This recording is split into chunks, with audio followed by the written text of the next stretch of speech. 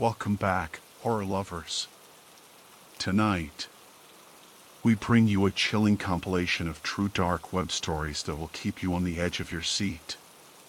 So, grab your blanket and prepare yourself for in 180 minutes. Our first sinister story takes us to the deep corners of the internet. Here unsuspecting victims stumble upon a website that promises secrets of the dark arts. Little do they know what horrors await them in the shadows. We expose a disturbing website that trades in unspeakable acts of cruelty and torture. Behind the anonymity of the dark web, sick individuals satisfy their twisted desires for sadistic pleasure. Thank you for joining us on this terrifying journey through the dark web's most chilling stories. Don't forget to subscribe to our channel for more spine-tingling content. Stay safe out there, and never forget, evil lurks in the darkest corners. Good night, horror fans. Someone found it by accident. God knows what they were looking for in the first place. The website address is a series of random letters and numbers, and of course, it ended with a .onion. You need special software to find it. It's called Tor, T-O-R. And then you have to know exactly where you want. There is no Google in the deep web, no browsing. You have to know what you went there for. But some people think of themselves as explorers, and try to find web addresses simply by trying random combinations of letters and numbers. Supposedly that's how they found Jane Woodbridge 1087. That's how the story goes anyway. I don't believe it, but then, I don't know how else anyone would have found it. The site itself is just a black screen with a video player at the center. The title of the video is written at the top of the screen. Nothing else is written anywhere. The video has no audio. I first saw it when I was 13 back in 2006. It stayed with me.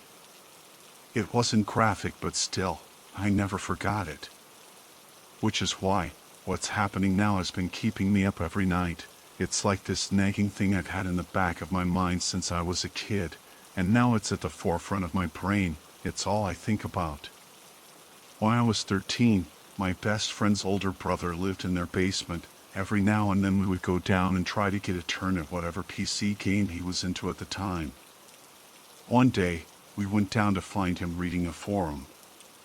We asked what game it was for, but he said it wasn't for a game, it was for a video that had been going around. He hadn't seen it yet, but he heard rumors. He followed the instructions on the forum and found the site. It was locked with a username and password prompt. He read something he had handwritten on a piece of paper and typed it in. The prompt disappeared, and then there was the site, empty save for the video player. He said I had to close the door before he could show it to us. I did. He pressed play. The video was shot from inside a house, looking out through the window to the backyard. In the middle of the yard was a girl. She was a teenager, but I couldn't tell exactly how old, maybe 16 or 17. She was leashed. It was wrapped around her neck, a chain running down to a pole on the ground so she couldn't move very far. At the moment the video started, she was standing awkwardly and looking at the cameraman, as if waiting for something. Beer cans were strewn all across the yard, and as I mentioned before, no audio. The camera jolted to the right. At the same time, the girl looked in the same direction. The camera couldn't see anything past a few feet ahead of the girl since it was being recorded indoors. But the girl could see it. Whatever it was that made them both look, it was ahead of her. She began to cry. She pulled at the chain and the pole, but they wouldn't move. She turned to the camera person, her cheeks red and wet with tears. She begged. The cameraman's hand popped up in front of the lens. He pointed his index finger straight down. The girl seemed to understand the gesture. She still cried, but now she closed her eyes and, one leg at a time, got down on her knees. Then, she bowed, her entire body bending until her face was down on the grass. Her hands stretched out in front of her, she turned them palm up and raised them, as if she was worshipping. The video ends there. My friend said it was lame and called me out to play. His brother was interested. He remained for days trying to find answers, but there were none. I wasn't sure what to think, so, for a while at least, I didn't think anything. And then, as time wore on, there would be nights, just before I fell asleep, that I would see her there, kneeling on the grass. I needed to know what was standing in front of her at that moment.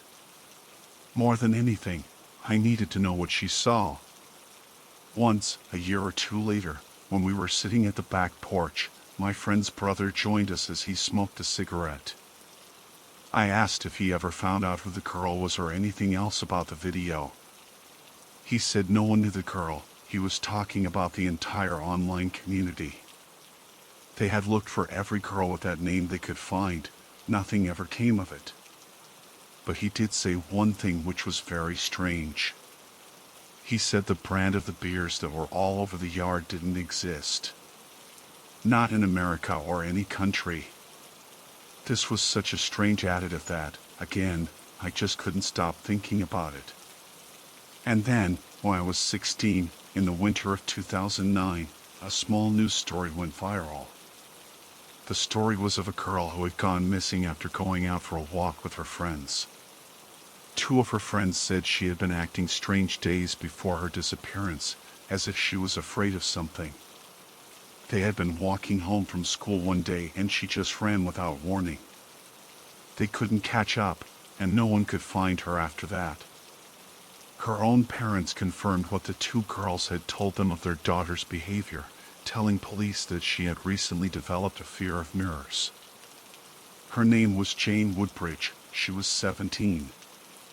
Reddit and 4chan exploded with the news of it. Jane's photo was quickly released to the public. And yes, it was her, the girl from the video. But no one could believe it was true. The video had been released years prior to her kidnapping. The mystery only grew when photos of Jane as a 14-year-old were used for the 60 Minutes interview with her parents. They showed a much younger and much shorter acne-ridden girl with chubby cheek and big glasses. She did not at all resemble the Jane in the video. Some months later, Jane's body was found in the woods where she had run from her friends and gone missing. The spot had been searched thoroughly by police and volunteers. The police and family did not disclose a cause of death, but they did say it did not look like a homicide. Between the day the video appeared online and the day she went missing, it had been 813 days exactly. Jane Woodbridge, 1087. After Jane's body was found, the Deep website, which had been locked again with a new username and password for 6 months or so after Jane went missing, was finally cracked. The video had changed. The inscription read Emily Foster 12. The video began by showing Emily walking with her friends along her street. It is handheld, the camera person hidden and far from the kids. Emily's arms are crossed in front of her and her head is down. She suddenly runs, crossing into the woods. Her friends give chase. The camera person moves forward, toward the woods. The video cuts to minutes later. The camera person hides as Emily's friends exit the woods, unable to find her. 4chan, Reddit, and other social media sites began the search for Emily Foster. For the first day of the search, the name was even trending on Twitter. 12 days after the video was posted, 16-year-old Emily Foster was reported missing after she did not come home from her job in Cree, Colorado. This was nowhere near where Jane lived, but the circumstances were identical. Her friends told police she ran while coming home. She had been quiet all day, scared of something, but she wouldn't say what. 6 days after she went missing, her body was found hanged in the woods 5 miles from her home. A second video was uploaded to the site the same day. I didn't know if I wanted to watch it. I remembered being awake those nights, just burning with curiosity and terror, needing to know what it was what Jane had seen. As I paced my living room, trying to push myself to ignore it, I knew I would watch it, and a few minutes later, I did just that. Emily 12 Part 2 starts with gritty video of a party. The camera moves among the partygoers, who wave and smile as they drink. The first thing I note, aside from the crappy quality of the video, is the attire. Men have big glasses, women have their hair sprayed stiff and curled, like something from the last 70s, except it couldn't have been because, as the camera reaches the kitchen window, we see her there, Emily Foster, taken in 2019, and chained to a pole. It is night, but there is a floodlight outside, and the identity of the girl is unmistakable. Once again, I realized the timeline didn't add up. The first video of Emily running away was posted months before it happened. Though we didn't see it until the event, the video was up on the site, at least presumably so, though this time, that couldn't be proven.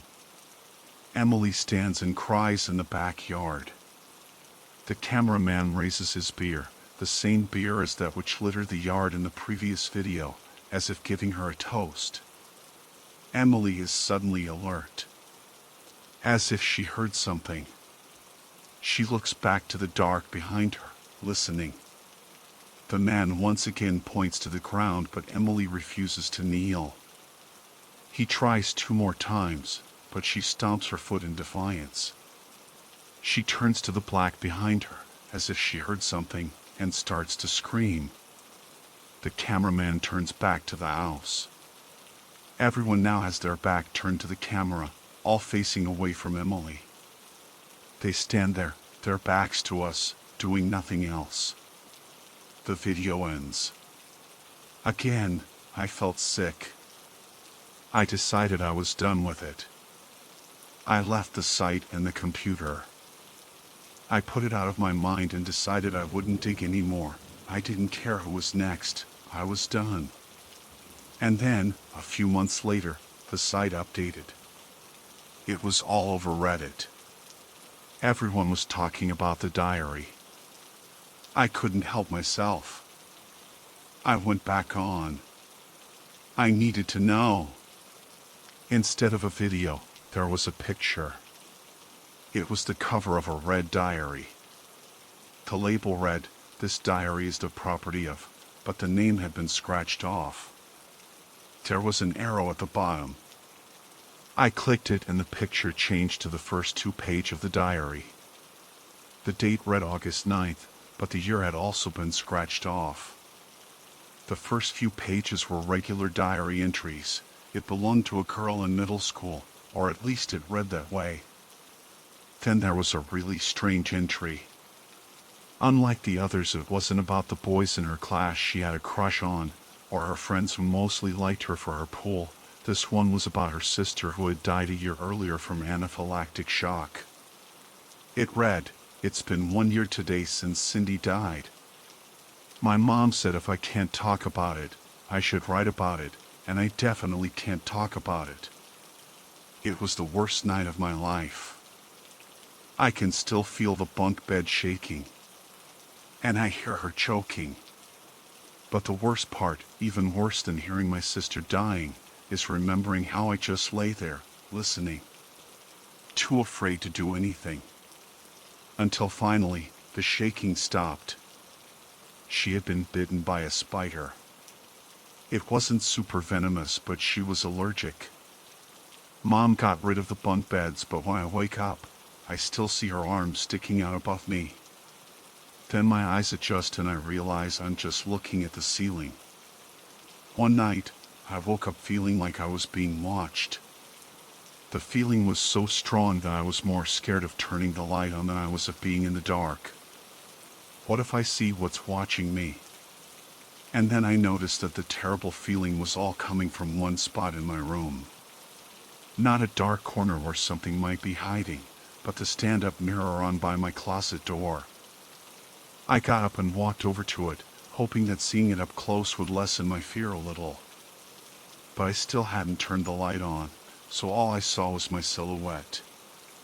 Something was off. I couldn't tell what. I couldn't see my face, so I don't know what it could be, but the reflection in the mirror, something about it was wrong. I threw a sheet over it to cover it up and went back to bed. The mirror was tall and the top curved, so when it stood under the sheet it looked like a person just standing there in the corner of the room. The feeling that I was being watched never went away. Actually, it got much worse. I kept it covered for the next 2 weeks. It was only when I absolutely had to pull the sheet off that I finally did. It was really late one night when I heard someone tapping on the glass of my window. My room is on the 2nd floor, so I was really scared to see who it was. A million thoughts ran through my mind while I got up and walked to the window, like maybe it was a vampire, or just red eyes in the dark. When I finally got to the window and pulled the curtain aside, I saw there was no one there.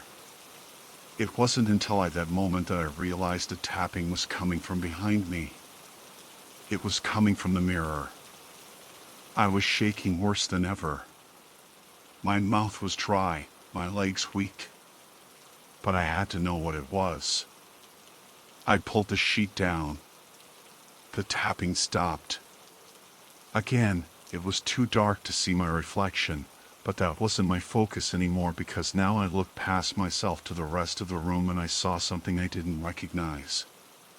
There was a TV in the same spot as mine, except it was a totally different model of TV. Like it was from a long time ago. And my bed wasn't my bed, it was bunk beds, like we used to have. And there was someone sleeping on the top bunk. I could see her shape under the blankets, but not much else. And as I stood there watching, the shape began to stir. She woke up. It looked like my sister, but wasn't. Even though she was mostly hidden in the dark of the room, I could tell it wasn't really her. She became really happy when she saw me. She rolled from the bunk to the ladder on the side, her arms and legs stiff like they had been after she died. She limped toward me. I turned from the mirror and saw my room as it really was. There was no one in the dark. But when I looked back to the mirror, I saw what she really was. That was the end of the entry. I turned the pages, and on each one there was only one sentence, the same sentence written over and over again. Sometimes a dozen times, sometimes hundreds. A few weeks later the site was deleted. There was never any answer, never a conclusion. Reddit was alight for a while, but eventually it quieted down. There was nothing more to discuss. Many tried but failed to give meaning to that last sentence beyond the obvious, and we all knew there was a reason for it, but what, we couldn't begin to understand. It still haunts me.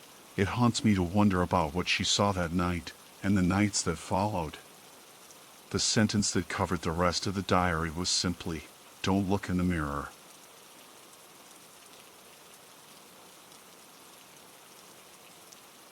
Growing up, I really hated frogs. And I mean, I seriously despised the slimy little bastards. You would too, if everybody said you looked like one. At school, the cruel jokes never stopped. Kids would follow me around going ribbit and worm the word croak into every other sentence.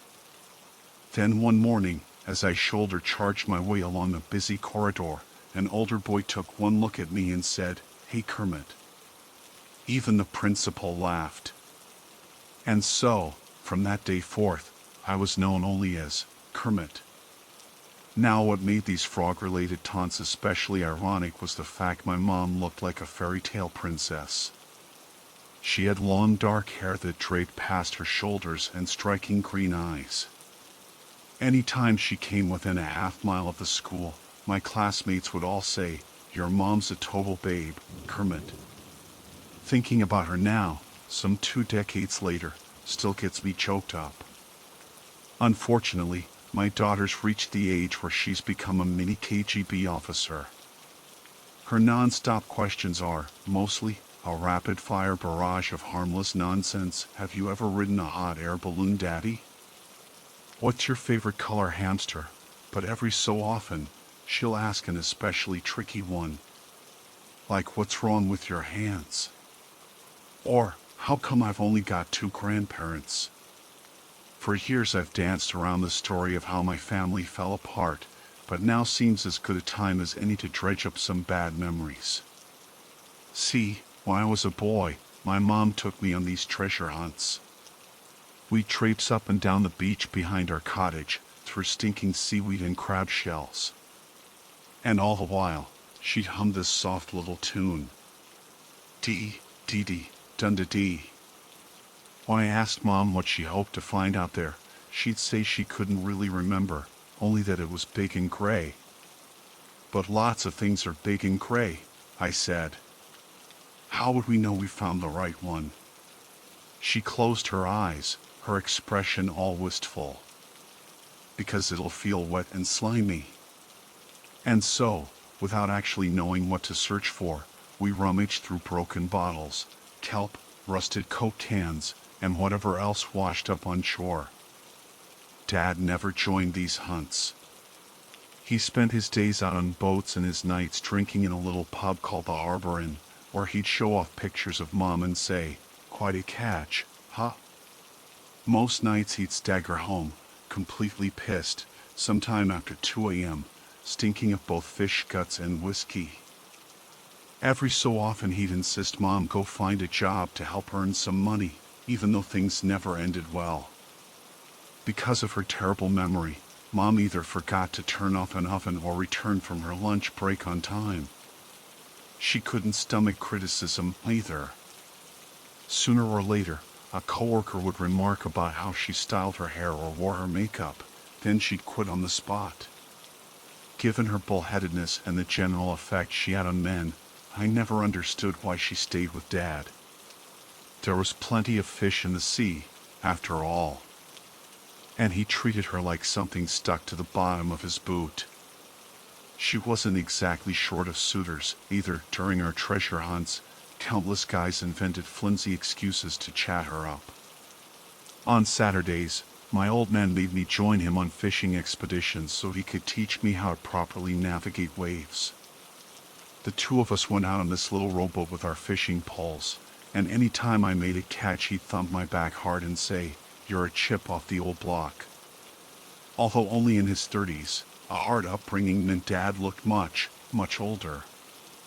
He also stood taller and broader than any other person in our sleepy village. A few miles off the coast, there was this tiny island, and every time we rode past, Dad would point to this crude pile of rocks in the center and say, "I built that memorial for your grandfather." Then he'd inevitably recount the story of how one day, while out fishing, a storm erupted out of nowhere, tossing him, his father, and their crewmates around until an especially violent wave made the ship's trawler snap. It whipped right around and took Grandpa's left leg clean off. "We made for that island and tried to clamp his wound," Dad would say, fighting back emotion, but it was already too late. My old man insisted I'd become a great fisherman someday. But secretly, I hated fishing, almost as much as frogs.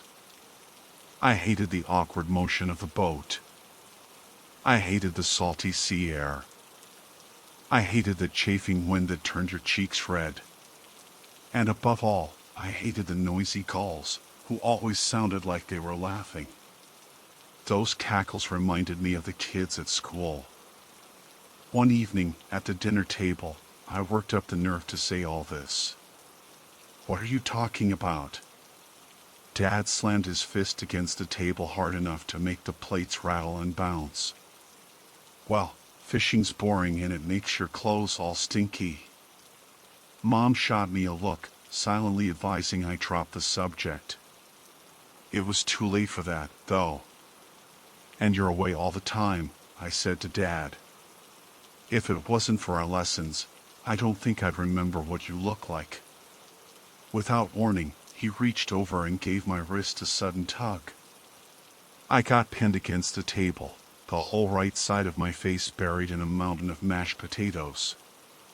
While I pleaded for help and struggled to break free, Mom jumped up and furiously pried Dad off my arm. "Enough," she shouted. "He doesn't know what he's saying." As suddenly as Dad's rage appeared, it evaporated. He released my arm and said, "We'll talk about this later." Then he grabbed his coat and stormed off, presumably to the Arbor Inn.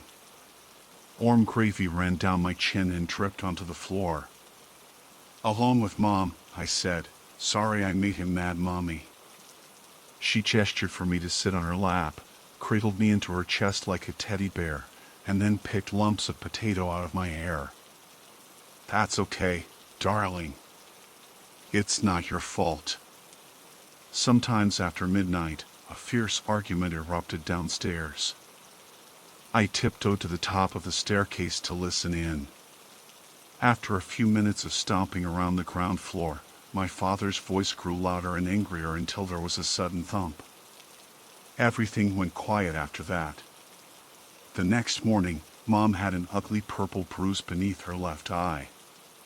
That summer, the two of us went treasure hunting almost every day. The second my eyes opened, I'd rush into her room to remind her it was time to go, otherwise, it would completely slip her mind.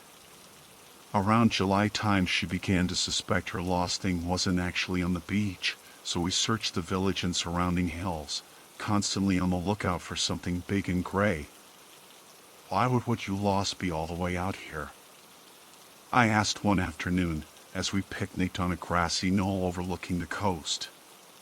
"When I lose my marbles, they're always close by, like in my sock or under my bed." I bit into my fruit scone while Mom nibbled on her tuna sandwich. "No." "She'd disappear, son. You don't want that to happen to you?" Saying nothing, I bit my bottom lip and shook my head. "Good." He stared off into the horizon. "In any case, you needn't worry. That stupid woman could pull the village apart brick by brick and never find what she's looking for." On our next treasure hunt, I kept my lip buttoned about what Dad said. Me and Mom were having so much fun together, the thought of her leaving made me nauseous, and the idea of living with Pops, no mediator around to cool his temper, absolutely terrified me. In the summer of '99, as Mom and I strolled out of the theater after watching Star Wars, she forgot the entire movie before we even crossed the lobby. Her memory had never been that bad before. It was only the beginning. Over the next few weeks, she'd nip out to buy groceries and get lost on the way home, or need to spend a full minute concentrating extra hard just to remember my name. Since Dad had me to keep her out of trouble, he stayed largely ignorant of all this, although the way she constantly trailed off mid-sentence quickly wore down his patience. Glass bottles started flying in my direction any time she lost her train of thought. One afternoon, as Mom sat on a stool in our back garden and stared at the ocean waves, I clasped her hand and said, "Is everything okay, Mommy?" She reared up in her seat, her face terribly pale. "Oh, it's you." "Yes, sweetheart, I think so." She let out a deep sigh, that flicker of recognition already fading. At that moment it became painfully clear we couldn't carry on like this. If we did, Mom would wither away. There was no choice other than to help her, whatever the consequences. I pulled her to her feet. "Come on, let's go." "Where to?" she asked, letting me lead her around like an eager puppy. "On a treasure hunt." I pushed my old man's rowboat into the ocean, letting it bob on the back of a few limp waves until we were deep enough to start paddling. For once, I found myself grateful Dad made me take all those dumb lessons. At Grandpa's Island, I jumped into the waist-deep water, my toes going numb in an instant, and marooned the boat on a beach of pebbles. I'd secretly known Dad's hiding spot for a while. The island was really just a big rock, and in the center lay Grandpa's memorial, a crude pyramid of smaller rocks. My fleece became a damp rag against my back as I pulled the structure apart, piece by piece. Nearby, Mom sat in a dreamlike state. After lifting away an especially slippery, moss-covered stone, I saw something poking out from underneath, a burlap sack, so badly rotted there was a hole in the side. The beginnings of a gray object poked through. "Mom, I think I found it," I shouted, practically jumping up and down. The thing inside the sack had the consistency of pickled eggs and carried a damp, fungal scent. "Mom?" I held her shoulders so she had to face me. Her eyes stared off over my shoulder, toward the yellow and orange horizon. I cupped my eyes, squinted into the distance, and saw there was a boat sailing straight toward us. It was Dad. He'd likely arrived home, discovered his rowboat missing, and put two and two together. I had to act fast. Pulling down the rest of the structure was bitter work. Soon there were blood blisters all over my hands. After tossing aside the final rock, I hoisted the sack onto my shoulder with a loud grunt and said, "Mom, I found it. Look." She sat motionless, as though hypnotized by a stage magician. I had no idea what her lost thing was or how it might help, plus now Dad was less than a few minutes away. When he got his hands on me, he'd be furious, so furious he might have to build another memorial. We had to set sail. Hopefully, Mom would become lucid again before Dad caught up. I guided her into the boat and laid the sack across her lap, but before we could even cast off, Dad marooned his boat, jumped into the water, and grabbed our stern, holding us in place. "Give that to me," he demanded. "No," I said, angrily. "Mom's sick. She's sick, and this'll help her feel better.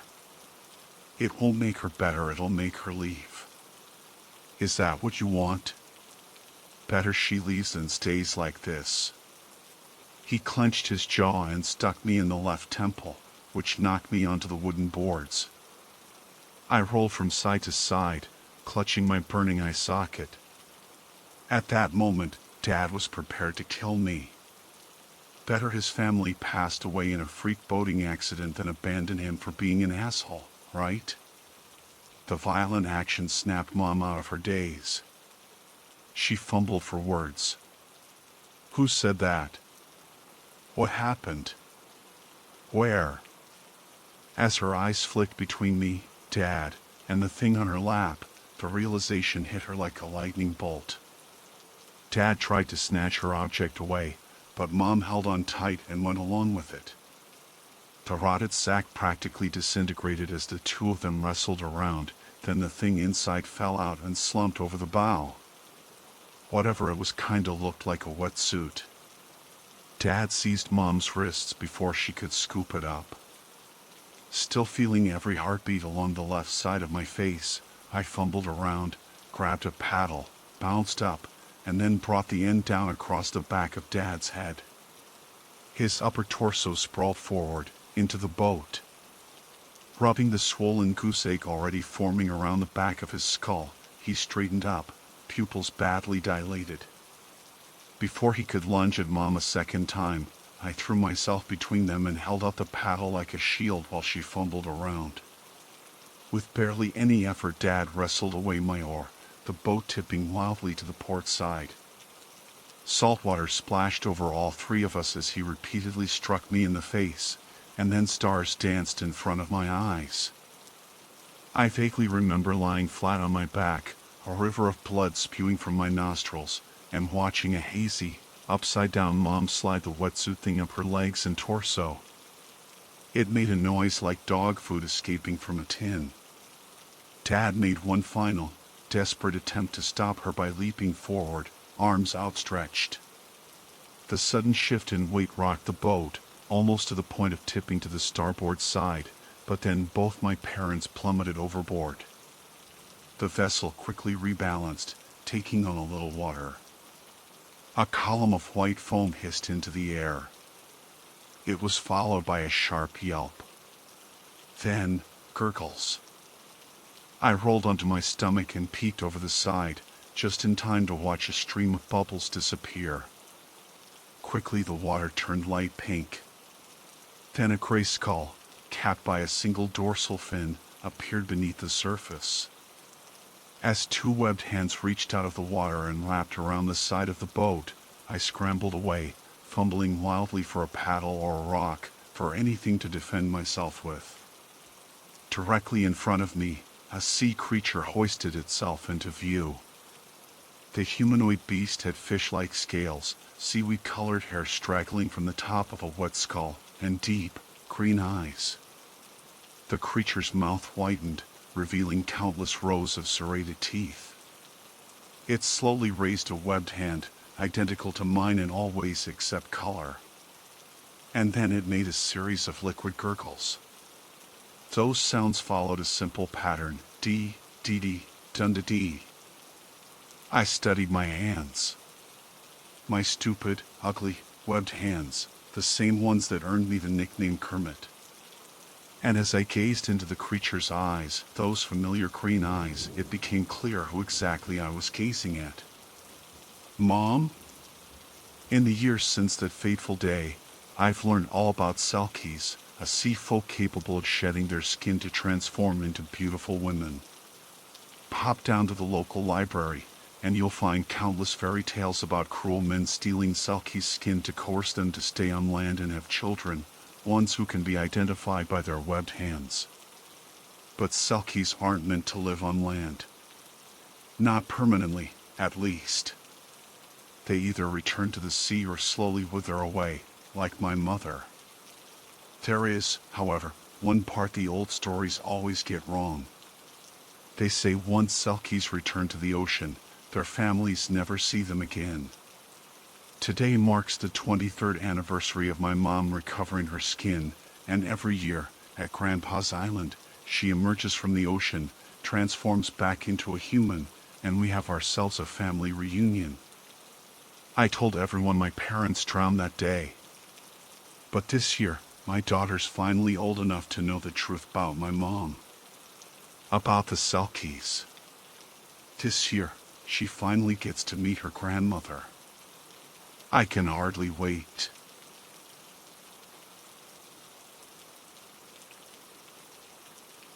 If you came to me with a button that gave Derek his sight back, I wouldn't press it, and neither would he. Not in a million years. Our lives are way too perfect and cute as is, honestly. For example, we have this game where I creep up on him like some sort of predator. Derek could hear a penny drop from across a crowded bar, so whenever I'm stalking him, the slightest floorboard creak makes his ears perk up. Then he'll crane his neck to the side and say, "Morning, Charlotte." I still get the better of him, though. Now and again, I'll go full stealth mode and slip my hands around his waist from behind, a little surprise attack hug. Then he always pretends sulks for a minute or so before kissing me. It's adorable. There's also the fringe benefits, like not needing to dress up. Not gonna go into detail, but my toxic ex liked making a big stink about that. He said he made the effort, so I should too. Never mind the fact that, for him, getting ready meant a quick glance in the mirror. You can imagine how much it bugged me. But now, there's times I don't even bother with an outfit at all. It's bliss. The only downside, and you're putting a gun against my head here, is Derek's a light sleeper. Every minute's sound keeps him awake. If Mr. and Mrs. Mumble over in number 12 get into a late-night squabble, he sits up and listens to one of his audiobooks until they gas themselves out. That said, there's times having a spouse with a built-in alarm system comes in useful. Like last night. We'd gone to bed after a spirited round of Marco Polo ended with us in bed, as usual. Not long after midnight, Derek sat bolt upright and said, "Someone's outside." I kicked on my slippers, shuffled over to the window, and pulled back the curtain. Beneath me, the kitchen window banged lightly in the breeze. "It's nothing, honey." I left the window open. "Go back to sleep." "No. There's a burglar downstairs." I can hear clicks. While Derek fumbled for the baseball bat stashed under the bed, I swallowed a gulp and said, "Why don't you wait here while I—" "Fuck that. I'm about to go all daredevil on this asshole." A wave of black panic rushed over me. Seeing no other choice, I molted out of my human disguise. The discarded skin suit flopped onto the floor, then, in a movement so swift Derek wouldn't have seen it if he could see, my stinger shot forward like a dart, penetrating his stomach. The muscles in my legs, all 8 of them, twanged wildly. Not good. The toxins didn't immediately take hold. Instead, my husband gulped the air like a drowning man while my upper limbs closed around him in an intimate embrace. "Don't worry, Char," he said lazily, quivering as I lay him flat along the bed. "I'll protect you." A runner of drool leaked from the corner of his mouth. "I know, honey. I know." Unencumbered by my disguise, I raced toward the outer landing, scuttled across the wall beside the stairs, over the ceiling, soundlessly traveling with sequential contractions of my limbs. Downstairs, a sickening stench of dead bugs wafted out from the kitchen. My nausea cranked up a notch. First the toxin didn't kick in immediately, now this. What the hell was going on? I slipped through the door.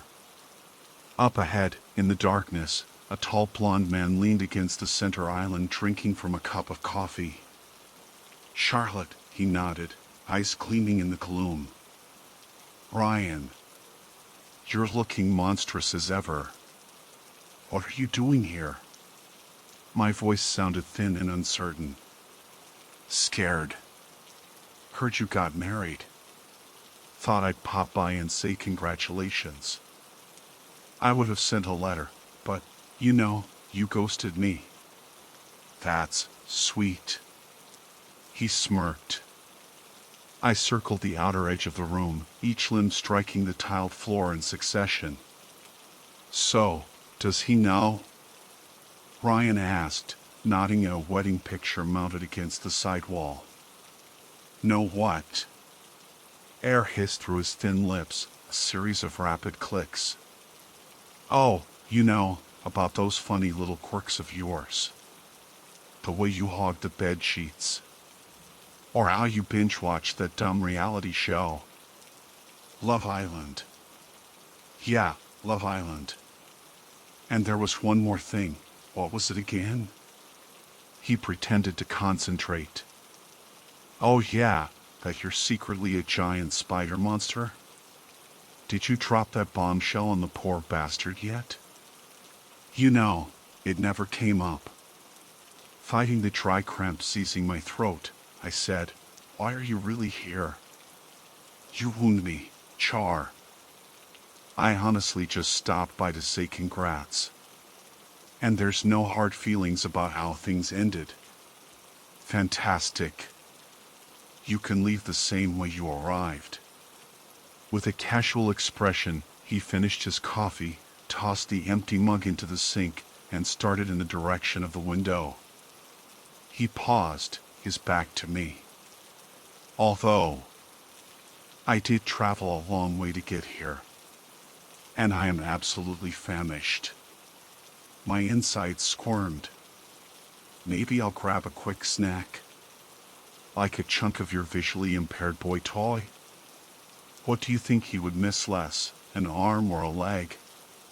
From across the room, he opened his mouth and let out a series of rapid clicks. Curds of foam splashed across my face as we stood there, motionless. A showdown. No preference? Let's go armed, then. And for dessert, I'll suck out his eye jelly. He doesn't need it. I flew at him, enraged.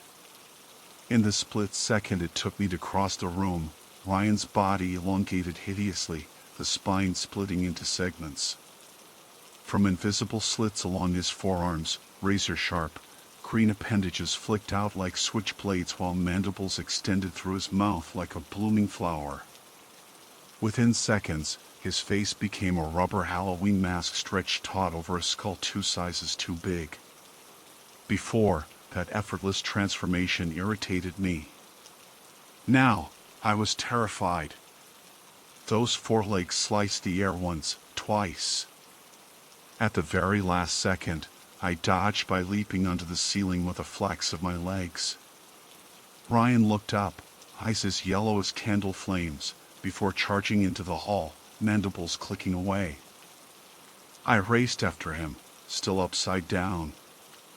An awful bolt of terror struck me as I pictured Ryan killing me, then leaving the body for Derek to uncover. My fear and rage cranked up a notch. I needed to move, fast. As the creature started toward the stairs, I flexed the muscles in my underside. Nothing happened. What an awful time for a block. I tensed my entire body. Soon, spools of web shot forward like party streamers, coating Ryan's legs. Those webs stretched out, elongating, as he scurried past the top step, only to get yanked back into the downstairs landing as if pulled by a bungee cord. The bastard crashed against the side table with a heavy thud. A porcelain lamp fell to the ground and shattered while landscape paintings slid off the walls. After righting himself, Ryan slashed through the webbing, which bought me enough time to move into position and let my stinger swing down. Aware of what was happening, he stabbed upward at my midsection. The spines pierced my exoskeleton, but he couldn't yank them loose because the barbs became tangled with my insides. This left my stinger free to penetrate his thorax, again and again. 10 injections made his body go limp.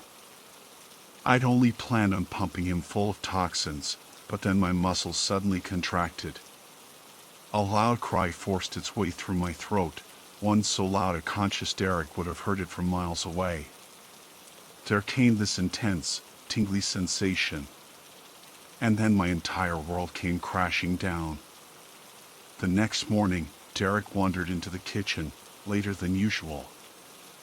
I kept one hand against my bandaged midsection as he grabbed 2 headache tablets from the cabinet. "I think I'm coming down with something," he said as he filled a glass of water, his voice tired and groggy. Even without me uttering a single word, his head perked up. "Is everything okay? You're shaking." Quickly he crossed the room, covered my cheek with fierce little kisses. Above our heads, Ryan's corpse lay cocooned inside a web. "What's that sound?" Derek asked. I glanced up. The portion of webbing covering the thorax went up and down, pulsating rhythmically. Less than 6 hours after our encounter, and it had almost reached bursting point. This put me in a difficult position.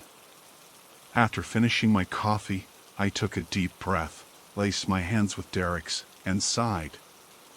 "So, you know how we always talked about having kids?"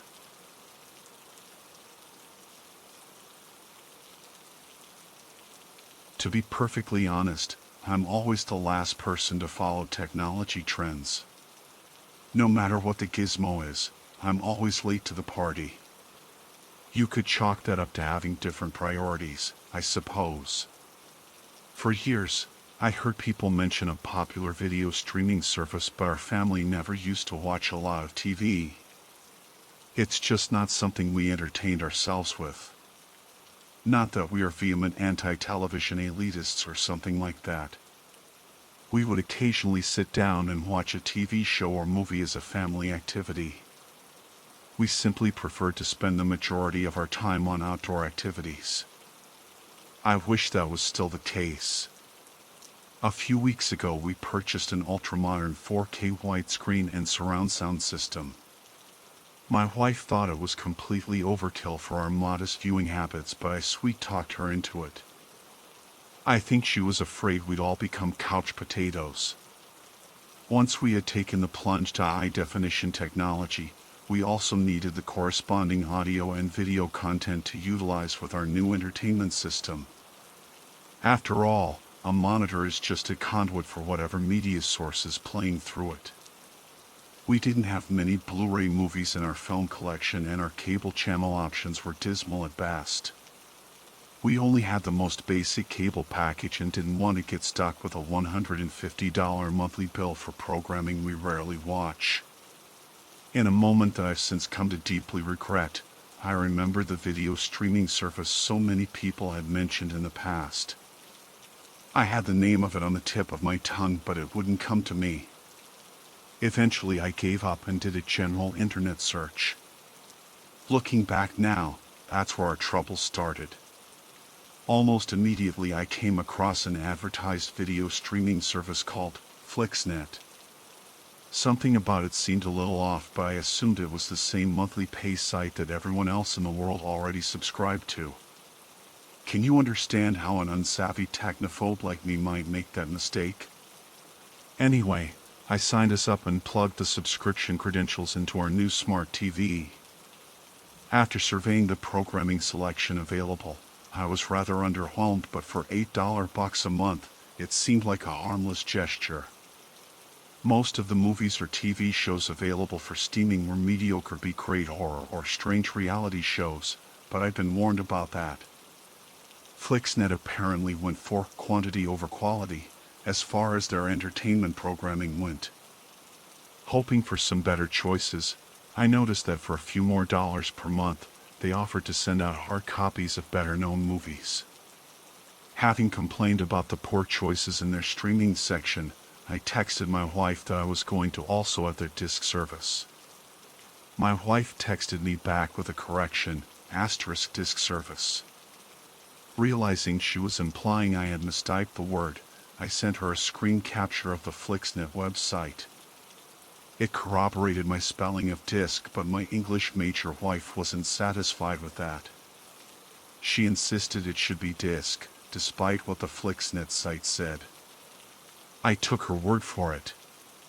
She's the expert. I learned that a long time ago. Regardless of which way it should be, we were set up to receive disc service. We continued to muddle through the strange, often very creepy Flixnet programming choices, even after we received a DVD in the mail. After a few days, we forgot we even had it as an option.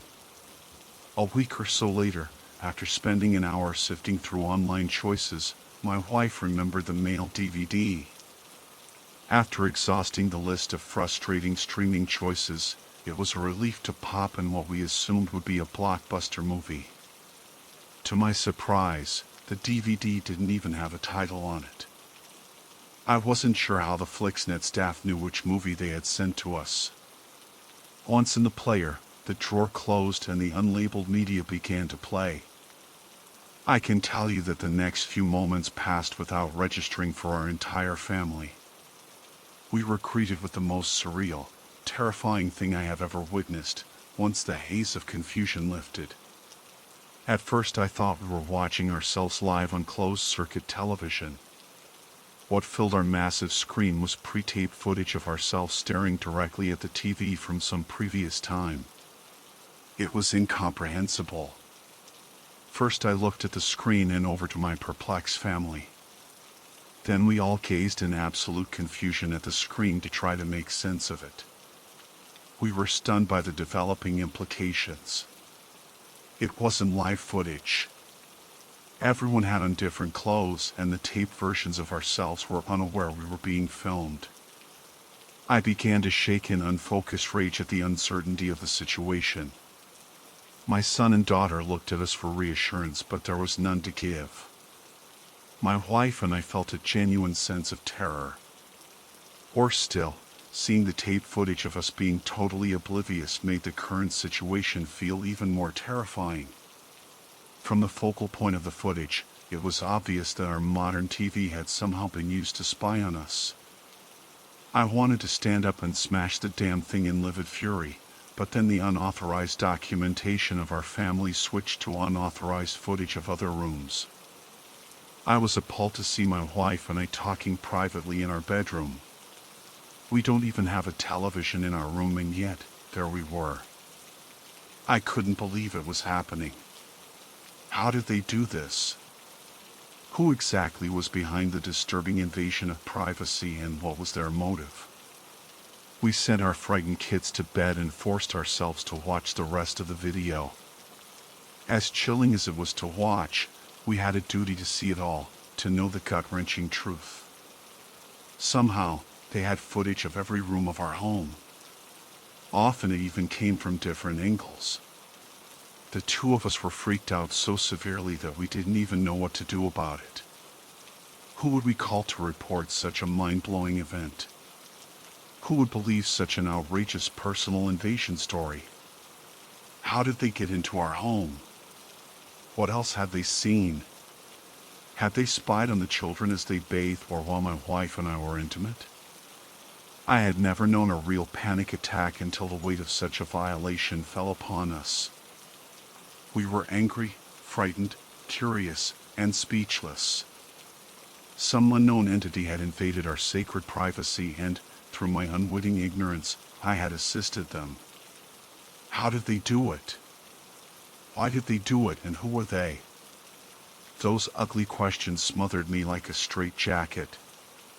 My wife refused to even undress in the house with the lights on until we debugged the place. I didn't dare point out that as sophisticated as they apparently were, they could just as easily have infrared cameras watching us in the dark. Not to mention, they surely had nude footage of us already. As frightened as we were, I didn't dare contact the authorities, out of fear of blackmail or reprisal. The bizarre spyware conspiracy went way too deep to blindly react. The sadistic perpetrators wanted us to know we were being watched. They obviously weren't afraid of being arrested. I was faced with the realization that they were taunting us. Ordinary police wouldn't be able to protect us from that level of cyber stalking. I had to proceed carefully. We planned on staying at a nearby motel until I could work out a logical plan. Somehow, the world's least tech-savvy guy had to survey the entire house to make sure every hidden camera and microphone was dismantled. I also had to find out how to unhack our smart TV so it could no longer be used as a creepy tool to spy on us. I consulted with a coworker in the know about those technological things. At first, he didn't know what to make of my crazy story. Frankly, it seemed like he thought I'd made the whole thing up until I showed him a few minutes of the unmarked DVD. "This was mailed to you?" "That's disturbing as hell," Josh remarked incredulously. "Did you call the police?" "Who would do such a twisted thing?" "This person must have hacked into your Wi-Fi network and took over your new TV camera and microphone. You gotta report this to the cops. They may have someone who can get to the bottom of it." "Have you shared your network password with anyone?" "That's probably where the breach in security came from." I told him about signing up for Flixnet Online and also paying for their mail disc service. He raised his eyebrow in genuine confusion when I pointed out that the unmarked disc supposedly came directly from them. "Flixnet? Ha! What is that? Do you mean Netflix? They wouldn't do anything like this." All of a sudden it was my turn to be confused. I opened up my browser and went to the Flixnet website to show him the details of my account. From the look on his face, I could tell Josh was seeing the page for the first time. Obviously it wasn't the video streaming service that he and others had recommended to me. He looked over the site and almost instantly noticed some huge red flags which I had missed. With possibly the most creepy marketing campaign in the world, their slogan was, "While others watch television, we watch you." How I had missed that incredibly strong hint of things to come, I can only blame it on ignorance. I was greatly embarrassed by my poor choices, but I needed his help too much to let my bruised pride get in the way. "This is next level, dark web stuff," he declared with a hint of genuine concern in his voice as he analyzed the page headers. "I've heard of nightmare shakedowns and cyber harassment sites before, but in most cases the FBI or NSA steps in to shut them down quickly. This is highly fortified against identifying the shadowy organization behind it. In comparison to similar scams I've seen before, they looked amateurish. This is top-notch code and incredibly well protected. I don't know how you can get out of the tangled mess you are in, but I have some buddies. I'll ask around and let you know. The regular police can't help you with this." Forgot I said anything about that. Don't waste your time with them.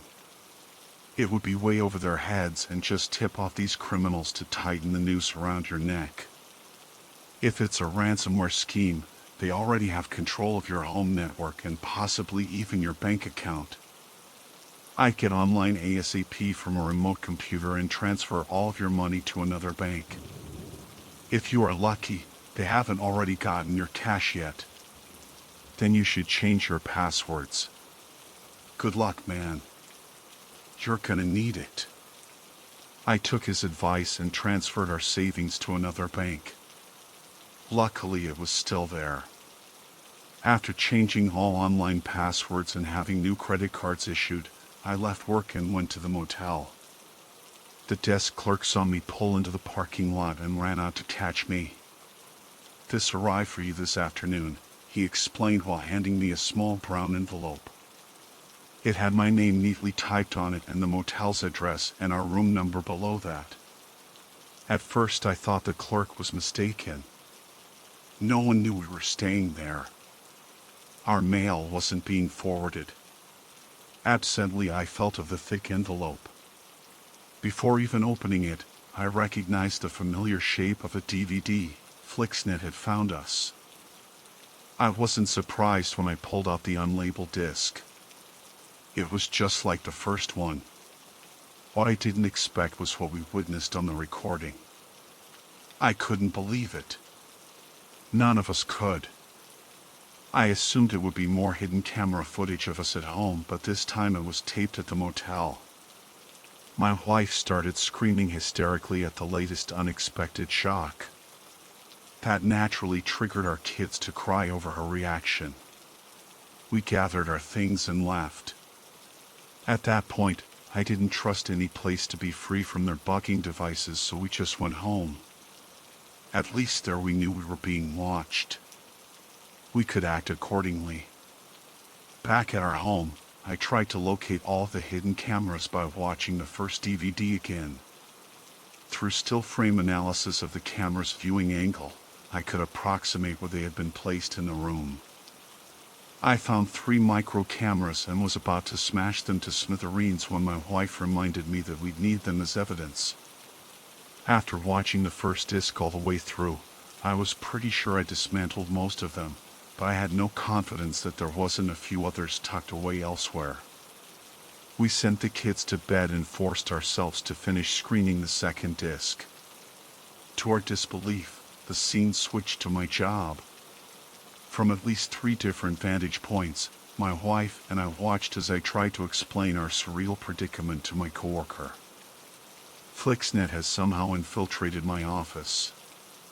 I didn't know how far their influence stretched. Maybe they were monitoring the local police station as well. I wasn't even sure if the FBI could help at that point. How far did it all go? We just keep falling further down the rabbit hole, and I wasn't sure if there was a bottom. I thought about messaging my coworker about the office breach, but I had no way of determining if they'd bugged my phone or his home. There was no way of knowing just how deep the Flixnet conspiracy went. I had to find some old school, completely analog way of notifying him that we'd been observed before at our workplace. That night I crept into the woods behind my house and used a flashlight to compose a brief written explanation of what I knew. Anyone else reading my rambling magic marker screed might have thought I'd escaped from an asylum. I probably would have too, but after his initial assessment about their website, I hoped he would believe me. Assuming Flixnet hadn't already removed their embedded cameras from my desk, I could show him those as proof. The next day, I drove into work groggy from sleeplessness and highly agitated. It wasn't every day that my family was swept into a sinister, hidden camera, internet conspiracy. Once through the office doors, Josh was waiting on me by my desk. I could tell he wanted to tell me something. I assumed he had touched base with his tech buddies and had advice on what to do about my initial problem with the darknet underworld. I held up my hand to silently gesture that it wasn't safe to talk in that environment. He and I went outside to the back of the building and actually got into his vehicle. In the privacy of his car, he started to divulge what I assumed was the information he had learned, but I interrupted him again. In light of the new happenings to us, I wanted to update him about it first. "You aren't going to believe this, but Flixnet even has our office bugged," I blurted out. I fully expected some range of skepticism, but received absolutely none. There was no doubt in his eyes. I know, he said tensely. Apparently, I received a free trial offer to join their invasion of privacy service since I logged onto the site to find out about them, for you. In his hand he held one of their all too familiar, unlabeled DVDs. "My wife is freaking out," he hissed angrily. "They've cracked my password encryption and took over our home security cameras to make a nice little unauthorized montage of our whole evening. I dismantled our entire home network, but I'm still not sure it's clean. No one should be able to bypass that sophisticated level of encryption. This is out of my league, dude. These guys are next level. You're on your own." I told Josh about the motel footage and he didn't even seem surprised.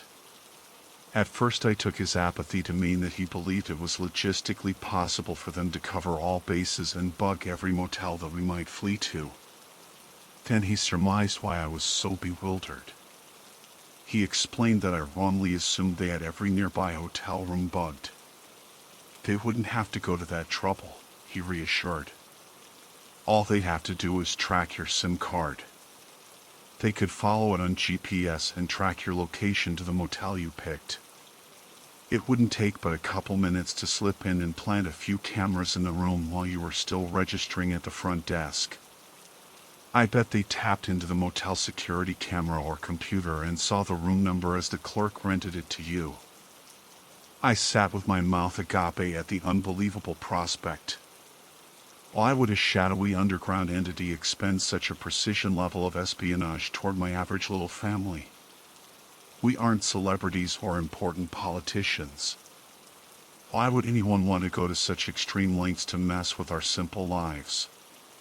It blew my mind and I struggled to even be able to express those sentiments. Josh just shrugged in exasperation. "I have no idea why, but now, I'm on their radar too." "Thanks, dude." There was a new envelope on my desk with my morning paperwork. I held it up for Josh to see. He just put his hand on his brow and shook his head in frustration. Despite what we knew about the office surveillance, there was a certain advantage in leaving all the spyware cameras in place. With some effort we could avoid them, and since we left them be, there was a reasonable chance that Flixnet wouldn't add new ones.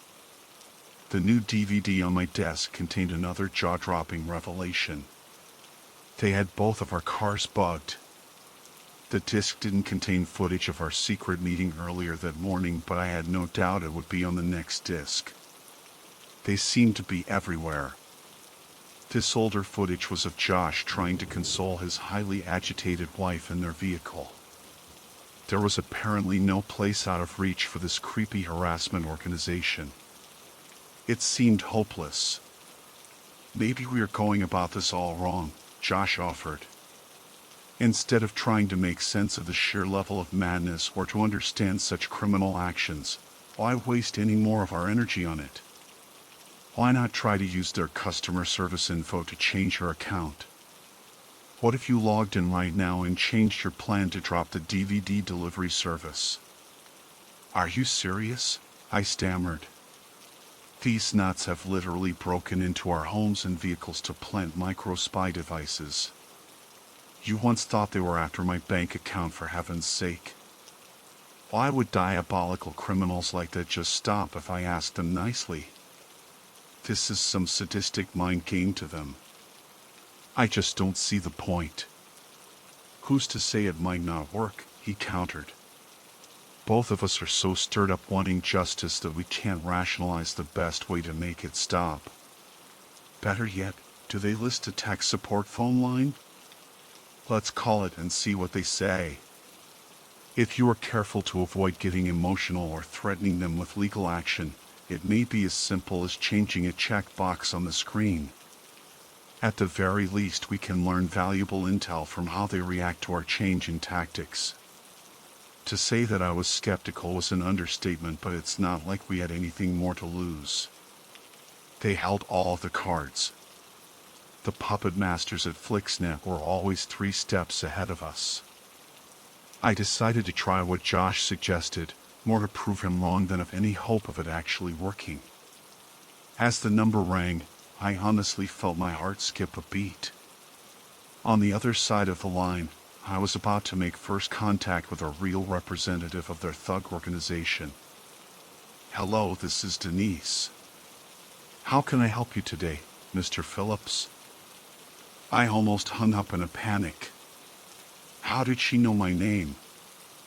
I hadn't spoken yet and was calling from a public phone. It was just another indication that they were always watching us. This perfectly normal-sounding, cheerful representative addressed me again, and I bobbled the phone. I was in shock at her pleasant voice. Remembering Josh's advice, I did my best to remain professional, completely calm, and not accuse them of any wrongdoing. I suppose I expected to hear a mobster answer with one of those gritty, voice disguise boxes. Instead, Denise sounded like a college cheerleader. Mom, yeah. I would like to drop the disk service from my account. It's just not for us. Denise didn't hesitate.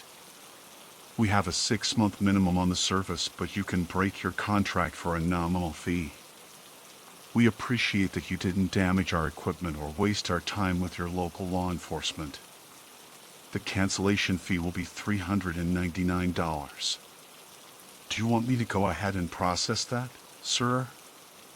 As angry as I was for the extortion shakedown, I would have paid 3 times as much to get out of it. I was about to agree to their loan shark terms when I remembered that I'd secretly moved all of our money to a different bank. She couldn't charge the same credit card account I'd used earlier because it had been closed. I tried to be discreet when I explained that I'd need to make other arrangements to pay for the cancellation fee. Oh, that's not necessary. We have your new account number and password on file. Do you want me to go ahead and process it now? I'll need you to place the cameras and all the discs in a box you'll find in your mailbox when you get home. Otherwise, there will be an extra equipment fee I'll have to charge you. I sat there stunned at the realization that Flixnet could have taken our life savings at any time. Perhaps there was some level of honor among thieves. Denise spoke again to make sure I understood the rules in fine print. Mr. Phillips, I must inform you that you must wait at least 1 year to end the streaming portion of our service. Every month on the 4th you'll be charged the standard $8 fee, as well as a preferred surcharge of $11.95 for premium exclusion. I strongly advise you to keep that package. Premium exclusion, I stammered. Please be straight with me, Denise. What exactly is that? There was a slight pause on the line. I sensed that she was deciding how honest and candid she could be without getting in trouble with her superiors. Customers who drop the premium exclusion package are subject to have all of their personal pre-taped videos broadcast for the streaming public to view. Suddenly, all the disturbing things we had watched on the steaming video channels made perfect sense. Those were the people who dared to opt out of the exclusion package. The price for their naive bravery, or stupidity, was having their private lives exposed to anyone with $8 a month. I told Denise in no uncertain terms that we definitely wanted to keep that privacy package intact. Okay. Have a great day now, okay?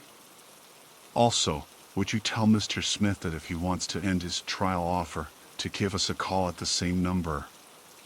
At Flixnet, while others watch television, we watch you. Bye now.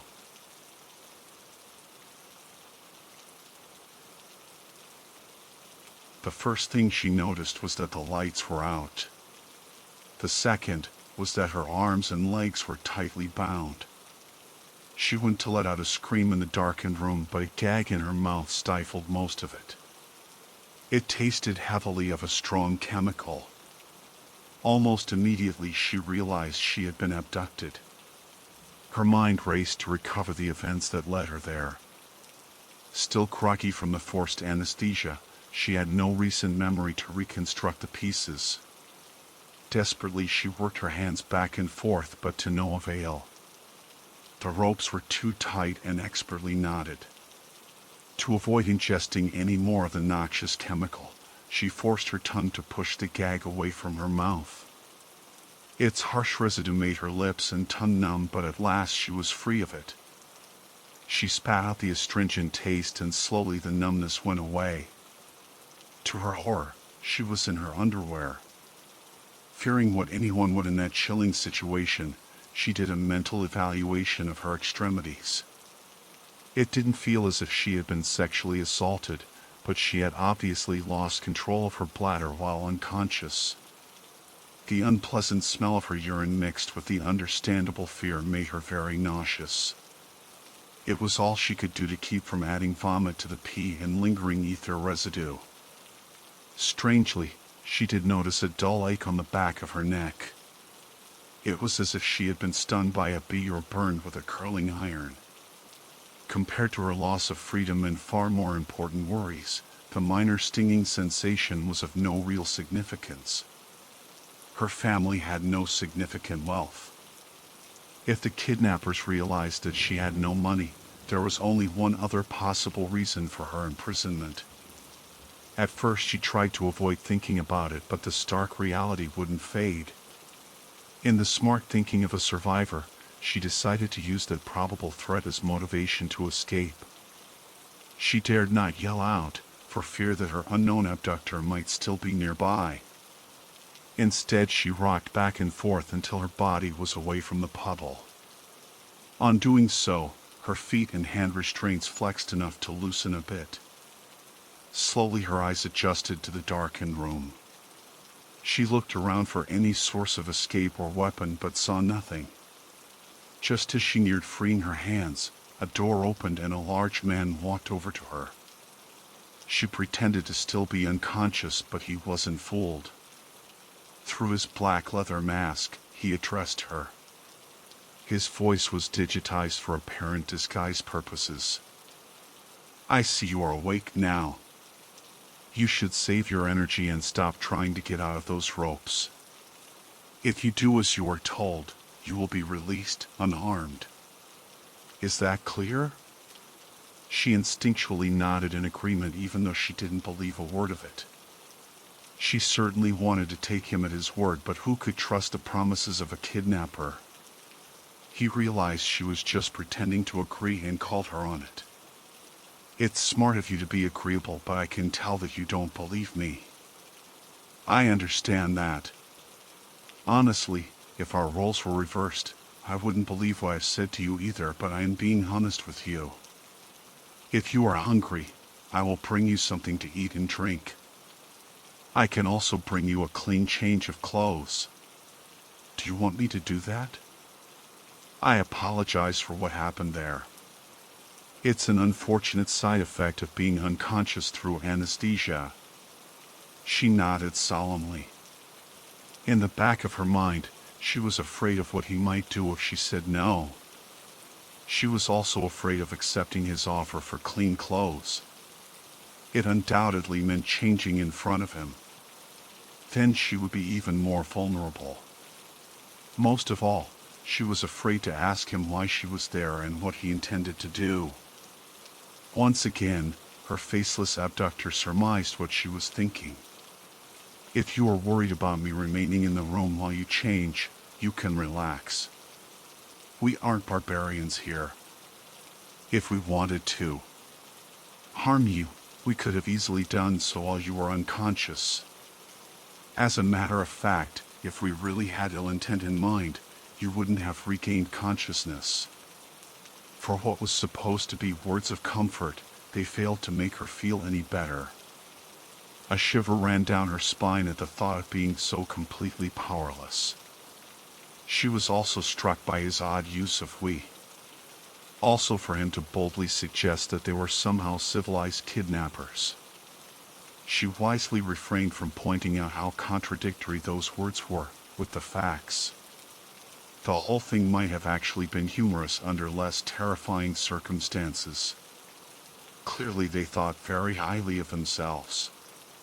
She planned on using that bit of gleaned intel as a tool to plead for her release. He turned to leave but stopped short at the door. I'm going to get you food, water, and some clothes now. Be smart and resist the urge to try to free yourself. We have an infrared camera and are watching. I'll return in a minute. If you continue to cooperate as you have been, you will be freed. Understand? Again she nodded. Finding out about the camera in the room dampened her escape ambition significantly. So far, he was being reasonable. She didn't want to escalate hostilities when they held all the cards. It still seemed too good to be true, but until things changed for the worse, she opted to pretend to cooperate. It seemed the best course to survive. In a few moments he returned. As promised, he brought food and water. Instead of freeing her to help herself, he simply fed her small bites of the food and held the cup of water to her parched lips. Out of desperate necessity, she didn't press him to release her tied hands. He was almost gentle in his actions, but she wondered about his vague promise about the change of clothes. Obviously she couldn't change them herself as long as her hands and feet were still bound. You also promised to give me clean clothes and privacy to change into them, she pointed out timidly. Are you still going to keep that promise?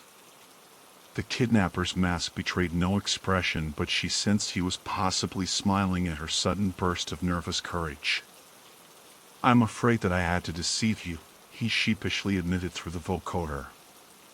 Your water was dosed with the same anesthesia medicine that we used before. Soon you will grow groggy and pass out. I'm here to catch you. I promise that the next time you wake up, you will be free. We couldn't risk you being untied. I will treat your body with dignity. Her eyes began to get heavy, but her heart raced at his earnest admission of lying to her. She fought the powerful drug but was losing the battle to remain conscious. The more he tried to reassure her, the more she panicked. She wanted to scream that he was a damned liar but couldn't seem to find the words. The last thing she witnessed before passing out was the chilling sight of him slowly walking toward her. According to law enforcement authorities in Rotterdam, she was found near a municipal landfill. They just happened to report it to our Interpol network as part of the International Information Sharing Agreement. The crime might have went unnoticed or dismissed as a local incident, but we've had a number of similar abductions reported in the past couple days. Similar abductions in or around Rotterdam, the Interpol deputy asked the director. He realized there had to be a much bigger point for the director to be so animated, but he liked being deliberately obtuse. All over Europe. More than a dozen so far. There's also been similar reports coming in from the Mediterranean and the Middle East.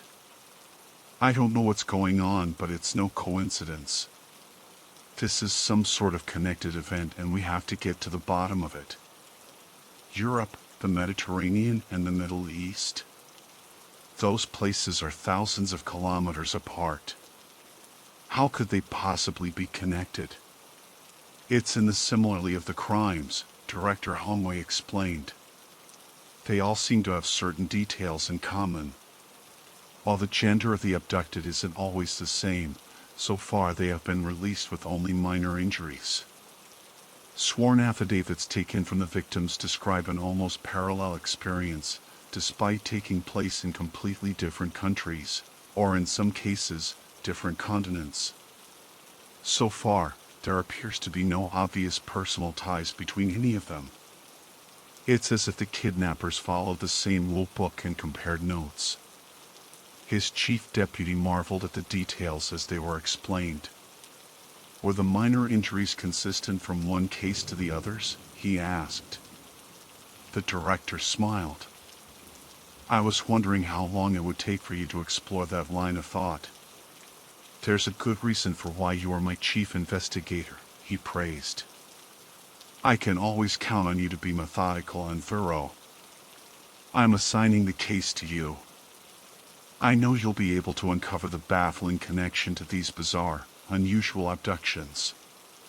Jürgen Stock appreciated the high praise from Director Homeway but wasn't looking forward to the long hours and complex case files it would take to investigate the crimes. He wasn't even sure if he'd be able to tie the geographically distant cases together. Working with one local law enforcement agency was hard enough. Trying to coordinate between dozens of local police organizations scattered across the globe was going to be significantly more difficult. He amassed an impressive team of investigators to tackle the daunting task. The director signed off on the financial funds needed to pay for the investigation. Deputy Stock flew to Holland to interview the most recent victim. She was still in a state of disbelief and shock over the baffling crime. The rest of his team remained back at Interpol's headquarters in Lyon, France to compare notes on all the similar cases. Testimony from victims scattered across the world read like a rehearsed speech.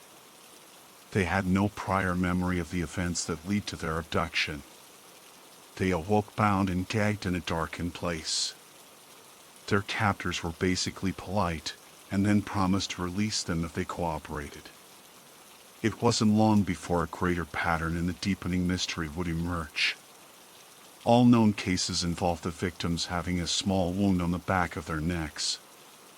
As Deputy Stock had speculated, the wounds had something in common, the circumstances of which were difficult to fathom at first.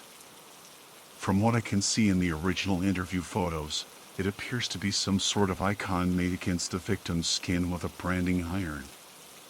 The wound was still very irritated and raw at the time of photography, but it appears to resemble a line drawing of a clothing tag. If so, that would be exceptionally ironic. It's roughly the right size and location of a real laundry instruction tag. The brand is imprinted on the back of the victim's neck, right where a shirt tag would normally be. I'll take several new photos for an updated analysis when I meet Ms. Chevalier. Maybe Jimenez can age progress my new photos in the forensics lab for a better idea of what it's supposed to be. I'm about to interview her at the local police station to see if I can learn more about her abduction. The director offered Jürgen a few suggestions for the interview. Be cautious about what you divulge to the local authorities. It's too early in the investigation to know how far this conspiracy goes. Just show them your credentials and have them call me if they have any doubts or questions about our jurisdictional right-of-way. The less we leak to them, the easier it will be to eliminate potential suspects. Jürgen acknowledged the director's confidential strategy and ended the call. The police chief was visibly agitated at the idea of losing authority of his investigation, but he complied with the official Interpol orders. Jurgen and his team were given a conference room and full access to the abduction report. It really didn't contain any new information, but he wanted to familiarize himself with all the records before interviewing her. There was no sense in traumatizing the lady all over again with redundant, pointless questions. "Good afternoon, madam. I'm Deputy Inspector Jurgen Stock of Interpol. I appreciate you coming back in to give another statement for our team. I realize you've had a very rough couple days. We felt that your abduction might not be an isolated incident and wanted to question you about what you remember. I've read over your detailed statement to the Rotterdam police and just want to ask a few follow-up questions." She nodded dutifully, but there was an obvious hesitation in her physical demeanor. Her level of discomfort at reliving the experience was so great that it seemed to manifest itself as a painful wince. He witnessed it each time he asked her a question. It was apparent she was suffering from shock and a whole host of other psychological afflictions that she would need therapy for. He adjusted his countenance and adopted a more sympathetic tone. "First of all, I'm sorry that this happened to you. It's in no way your fault. I'm a strong believer in justice, and we need to use this opportunity to catch the persons responsible." She began to tear up at the support and affirmation, but he didn't want to derail momentum of the interview. "In the time since you were released and filed the original police report, have any new details occurred to you?" We find that immediately after a terrifying incident of this nature, the victim is often too traumatized to remember all the important things. With time to de-stress and reflect, crucial facts often materialize later that were previously forgotten. "Is there anything new that has come to you since Sergeant Sadler took your statement?" Miss Chevalier was still visibly shaken, but felt a little more at ease with Deputy Stock. He approached the situation with both delicacy and tact that were largely missing from her initial interview. She confided in Jurgen that the local police initially treated her with an obvious air of doubt and suspicion. They couldn't seem to wrap their minds around an abduction that didn't involve ransom money or sexual assault, and ended with her being released alive. Prior to learning about the other cases, Deputy Stock might have shared their skepticism, but he didn't attempt to devalue those feelings. She was a victim, and to doubt her testimony made her a victim all over again. Without giving out sensitive details, he assured her that she wasn't alone. Others had shared her fate. That disclosure made her feel better and validated the testimony of her experience. She made a much greater effort to help after that, since she knew he really believed her. She offered critical insight into the kidnapper's accent, the cologne he wore, and little nuances of how he held the silverware that he fed her with. In all, she provided more than a dozen new details that were not provided in the original report. Deputy Stock thanked her for her efforts and promised to work hard to bring her kidnappers to justice. As she left the interview room, she turned to the deputy to ask him the questions that had been troubling her the most. Why? Why would anyone do what they did to me? What was their goal, and why was I eventually spared? Those thoughts keep rolling over and over in my head. I can't stop looking over my shoulder. I check the locks on my windows and doors repeatedly. I can't sleep. I'm too terrified to answer my door when the mailman comes. I don't even trust my food being prepared by another person. Will I ever get answers? I just want it to be over so I can get on with my life. I fear I'll never be the same again. Jurgen smiled sympathetically. I can't tell you very much about what we know so far, but I will say that similar crimes have been occurring recently to many others. We are in the process of connecting the dots so we can zero in on the culprits. I am the director's direct liaison in charge of investigating all of the cases. We will find out who was behind these crimes so you can sleep easier. If it's been happening to others, why haven't I heard about it on the news? The police captain acted like I had made the whole thing up for attention.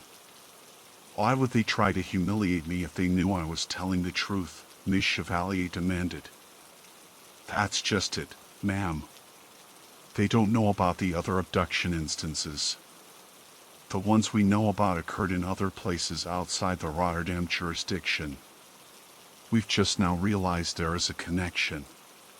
Immediately he regretted divulging classified information to her, but in this case, her need to understand outweighed the risks of a breach in confidentiality. In order for us to effectively do our job, I need you to keep what I just told you to yourself. Do you understand? Otherwise it will seriously compromise our investigation. She nodded. And why the hell would they want to brand an image of a clothing tag on the back of my neck? She asked with a bewildered tone, the sheer inexplicable nature of which made her lower lip tremble.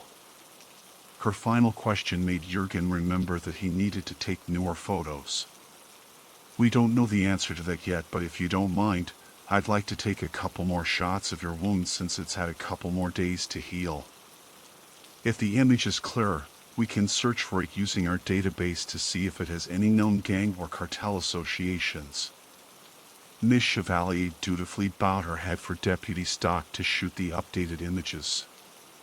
He promised her that he would make it his primary objective to bring her captors to justice. Deputy Stock's team analyzed the most recent data on the associated crimes. They shared their findings with Jurgen after he returned from the witness interview. Reports of nearly identical abductions continued to pour in from all over the globe. With so many aspects of similarity, it became easier to look for possible differences. The team got their first significant break with a case in Belgium. There, a local man was kidnapped in an Antwerp suburb. Like the other cases, he was released unharmed except for a brand to the back of his neck. The only significant element in that case was the brand itself. It wasn't an illustration of a clothing tag like the Rotterdam victim. While the burn was still crusted over and inflamed, it was clear enough to make out what appeared to be a simple representation of a finger, complete with fingernail. Jurgen initially theorized that the difference might be associated with gender until photos from the other victims started to come in. There were women who had received the finger brand and men who received the clothing tag. Stranger still, there was at least one other brand associated with the growing crime spree. A young woman in Austria received a crude, 8-legged creature branded to the back of her neck. At that point, it was a complete toss-up. A member of Jurgen's team compiled a detailed spreadsheet of crime location data, each victim's age, gender, and the brands they received. It wasn't obvious if the brands were unique to location, the kidnapper's identity, or some other unknown factor.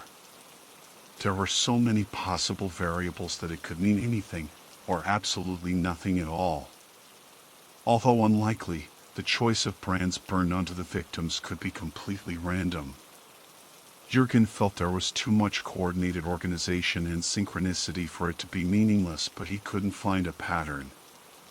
The team worked late into the night to sift through the mountain of statistics seeking a connection, any solid connection. Try as they might, nothing came together.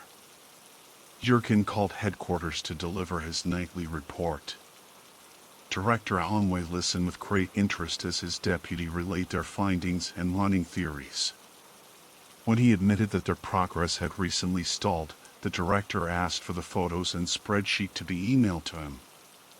He wanted to offer another set of eyes. A fresh perspective could often do wonders in cases of investigative stalemate. Jurgen agreed and emailed him the case files. At 4 a.m., Jurgen was awakened by the unsettling ring of his cell phone. He squinted his eyes to read the caller ID. It was Director Allenway calling. He fumbled with the buttons in his semi-conscious stupor but finally managed to answer the call. "Hello," he whispered hoarsely. He wasn't even sure if he was dreaming. "Jurgen, I've been looking over the data and had some thoughts. First of all, did your team arrive at any conclusions of what the eight-legged creature was supposed to be? Still half asleep, Jurgen could only repeat the question at first. Eight-legged creature, sir? You mean the insignia that was branded on some of the victims? We assumed it was some sort of an arachnid. You know, a spider, mite or a tick. Yes, that was my assessment as well, the director agreed. The thing is, I think the team is wrong about the other brand symbol. I don't think it's a finger. I believe it's supposed to be a toe. It's much too short and wide to represent a finger. A toe, on the other hand, makes far more sense. It also has a nail but is shorter and wider than any finger. Jurgen was starting to come out of his unconscious fog. The director's analysis made perfect sense, but he was still at a loss to understand the significance of a toe brand over a finger brand. Before he could ask what the significance might be to any of it, Director Homeway interrupted. Tick, tag, toe, his boss shouted excitedly. It's gotta be wordplay for the traditional kids game, tic-tac-toe. Deputy Stock was still a little fuzzy, but he realized that the director was definitely onto something monumental. But how could that correlate to an international crime wave of abduction and branding, he muttered. Director Homeway laughed. I'm glad you finally asked, he offered with a hint of mischief. Jurgen could tell that his boss was quite pleased with whatever he was about to reveal. Check your email. I just sent you a global map with all known abductions marked on it. Jurgen woke his computer up and checked his messages while placing the director on speakerphone. In the new email from his boss was an attachment. The moment the image opened up, he was wide awake. He could hardly believe what he saw. All of the crime scenes reported to Interpol were marked on the map. Amazingly, they all formed a series of tic-tac-toe games on nearly every continent. The director had drawn game divider lines between the crime scene locations so it was more obvious what was going on. All Jurgen could do was sit there with his mouth open in awe. If he hadn't seen it drawn out so succinctly, he wouldn't have believed it. When he finally recovered from the shock, he congratulated the director for his amazing powers of deduction. The two of them discussed what direction they should go in from there. I think if we scour the deep web for tic-tac-toe and other variants, we'll find some relevant information. Our investigation is about to take off, Jurgen. This is huge. Hopefully we can start to make arrests soon and wrap up this macabre game, but we have to play it smart. We need to get all the twisted participants across the globe. There could be several dozen of these players, worldwide. If my suspicions are correct, there may be even more casual observers in the macabre conspiracy. At the very least, we have a general idea of where the next abduction will take place and what their brand will be. There are at least 3 unfinished tic-tac-toe projects in progress, and a new one just got underway. How do you know that? Jurgen inquired. See the solitary kidnapping marker in Prague? That victim was branded with a tag-shaped brand. If you compare the various games we have identified across the world, the tag brand is always on the center square. Whomever places that one decides where a new game starts.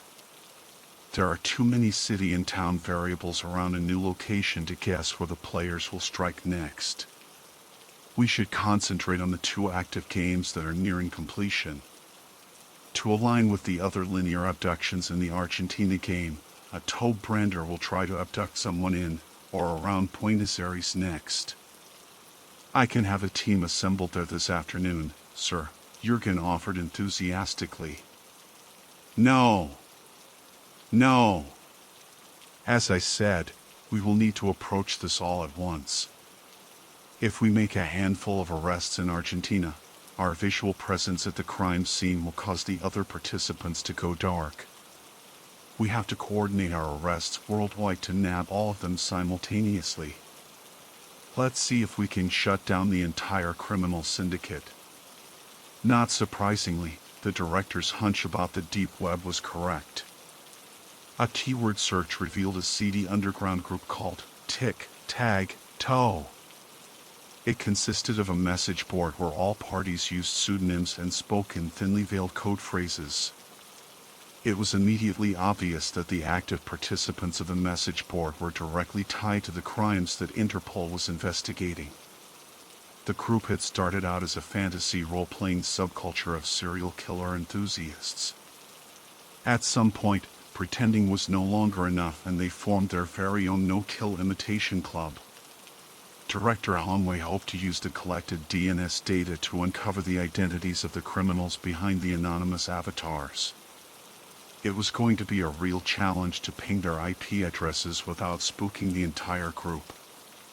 Jurgen put his deep web specialist on cyber surveillance detail. In time, he hoped to uncover all of the user identities. Even with that necessary information, it wasn't evidence of anything beyond visiting a website. Detectives on the ground in each jurisdiction would have to do the legwork and tie the group members with their actual crimes. With assistance from the Internet regulatory authorities, Interpol cyber experts were able to clean the addresses of all official members of the serial killer imitation group. More specifically, they were able to locate the households where the registered internet services were associated. Unless that IP customer lived alone, they only had the general residence where a computer had been used to contact the black site. It wasn't proof of the specific identity of who was behind the keyboard. If there was a case where the internet account associated with a club member was a single occupied residence, it was fairly obvious who the perpetrator was. Otherwise, it could be anyone living or visiting there. In situations where only one member of the cabal lived near an abduction, it also made for a stronger case against that suspect. Regardless, none of the known evidence against the lead suspects in the residences would hold up in an international court. It was all very circumstantial. They would need much more evidence to obtain a conviction. In a well-executed, coordinated operation, law enforcement officials raided the homes of the members and seized computers and cellular telephones. Data analysts examined their devices for usable evidence. They were seeking direct connection with the criminal operation and full proof of equipment ownership. What they found startled even the most seasoned investigators. "Are you kidding me, Jimenez? That doesn't make any sense," the deputy ranted. "So all of the adults arrested in these raids have denied any responsibility or knowledge of the crimes? How could they all pass polygraph tests? What does that mean? Did the real members of this sick internet kidnapping club forge their DNS information and pin a spoofed ID on innocent parties?" His technology guru shrugged. "The overwhelming majority of the real suspects in these kidnapping cases are minor kids still living at home with their clueless parents," he explained. It was their personal computers and cell phones that logged hundreds of visits to the dark internet site. Like most parents, they had no idea what their sneaky kids are into. I can't tell you how many times we found internet searches on the teens' personal devices for how to create homemade anesthesia or instructions for how to tie someone up. There were even detailed plans on how to make personalized cattle brands with a 3D modeler. None of the parents had a clue. Teenagers? How could they coordinate such a sophisticated criminal operation on this scale? Most of them can't even make it to school on time. It just doesn't make sense." Jimenez looked at him blankly. "Clearly you don't have kids, Jurgen. Modern kids are into things that we would have never even dreamed of. Sure, we found ways to peek at our father's nudie books or borrow the family car for a joyride, but not the millennial generation. They are tech-savvy, self-absorbed goth brats with bloodstreams full of hormones and high fructose corn syrup. Frankly, I'm not really surprised at all in their involvement. I'm just relieved my own teenager's account wasn't on the participant list. Later on, Director Hanwei and Jurgen discussed the appalling state of morality in the world. I blamed the invention of a global internet to facilitate bad ideas on a planetary scale, the director lamented half-heartedly. This might actually be humorous if it wasn't such a sad testimony on the future leaders of tomorrow. At least I won't be around to see it. Our health experts project a life expectancy of less than 20 more years for me. You, on the other hand, should be around to witness it all. Both men laughed at Director Hanwei's grim assessment of the future. Despite the fact that most of the participants in the international kidnapping spree were juveniles with certain legal protections, they still ended a major crime wave. They put a damper on the shadowy world of the deep web and raised awareness of the need to maintain a watchful eye over it. It also helped strengthen the bond between Interpol and the smaller law enforcement organizations. I've been thinking, the director opined. I've had some time recently to reflect on my career and what I'd like to get out of my remaining years. I believe it's time for me to step down as director and hand the reins to you. You are ready, my man. Effectively Monday you are the new Interpol director, Jurgen. Tag. You're it.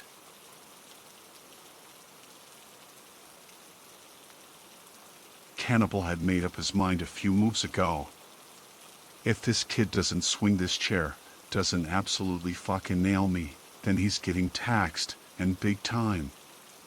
The kid's name is Rob Small, and he's supposedly some hotshot rookie fresh out of the local school. But Cannibal doesn't get it. Everything about the kid bugs him, right down to the name. The sport lost something when people stopped calling themselves ridiculous things, like the Big This, or Ultimate That. And besides, it's a dirty trick. It's too easy, just like everything the new kids are doing. It's almost too real. And the audience doesn't want real. They only think they do. Cannibal knows this better than just about anyone. Cannibal feels that he's been carrying them both since the bell. Again, it's this new, soft shit. Flipping and posing, and nobody wants a single scratch on their pretty mugs. The word fake doesn't exist in this business, but as Rob winds up for another one of his little tricks, all flair, no impact, you can kind of see where people get that idea. Cannibal takes a knee, then another, but wide, because that's how you take a real hit. Rob pulls the chair back. Don't fuck this up, Cannibal says. The blade of the chair just grazes Cannibal's eyebrow, opening 2 inches of scar tissue and perforation. This is good. Unintentional, but good. The crowd isn't theirs yet, but the stream of blood pulls a few people forward and gets them almost leaning into the next row down. The blood is good, no doubt about it. But the sound of skull on steel would have lit them on fire, and that's just science. Rob moves to the ropes, taking a squeaky clean moment to acknowledge the crowd. He waves his arms around like he's leading a marching band or something, and it earns him a small pop of recognition. Here's the problem: there's no story here. No tale of the tape. Just some rookie nobody cares about, and an aging prick that people care even less about. This is when every move is supposed to count. Not just every move, but every transition, every facial expression too. The kid's athletic, sure. But so is everybody. He doesn't have the rhythm yet, and his nose is too straight.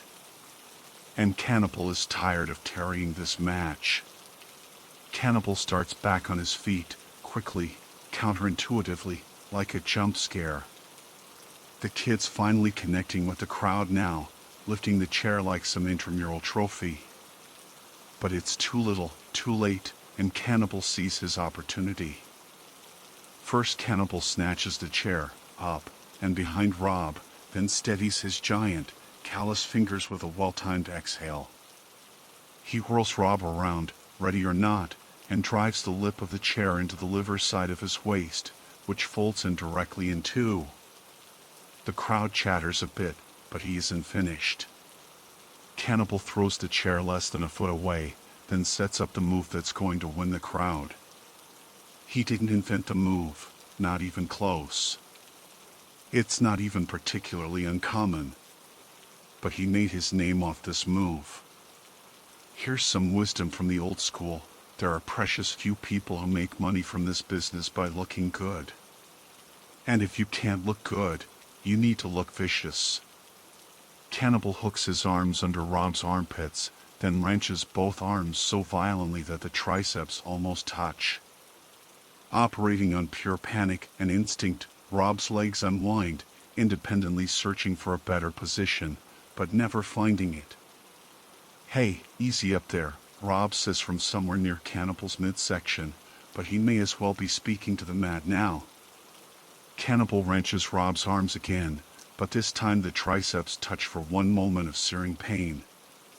He does this half for show, and half as a warning to keep quiet during his finisher.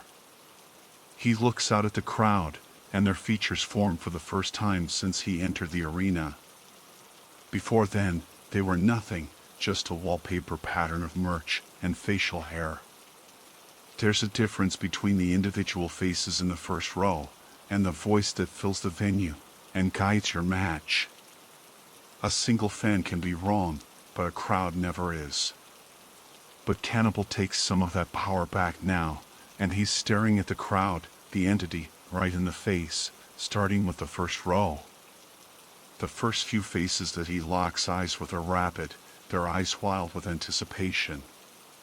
They're gesticulating wildly, like they can't believe or can't wait for what's coming next. The next face is a little boy who shies away and looks at his dad for help. He scans about a seating section and a half, screaming spittle-seasoned insults along the way. Mid-taunt, before anybody can count it off, Cannibal hits his finisher, the Flesh Eater.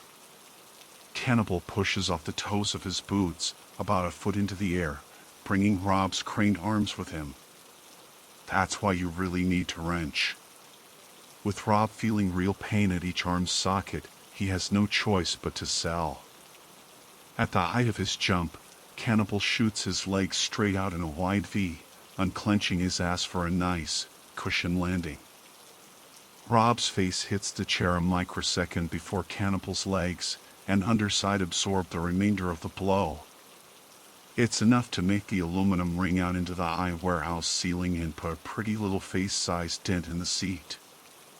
The crowd reacts with screams, with horror, with finally, some fucking emotion. Cannibal climbs to his feet, while the lights flick on and off in Rob's eyes. Rob props himself on his palms and knees, finding the floor he wasn't even looking for. But he loses it again with a big, booted punt to the ribs. The crowd boos now from every direction. This is good. It means that right now, they hate Cannibal. It means that when they go home, they'll remember how much they hated him. It means that he did his job.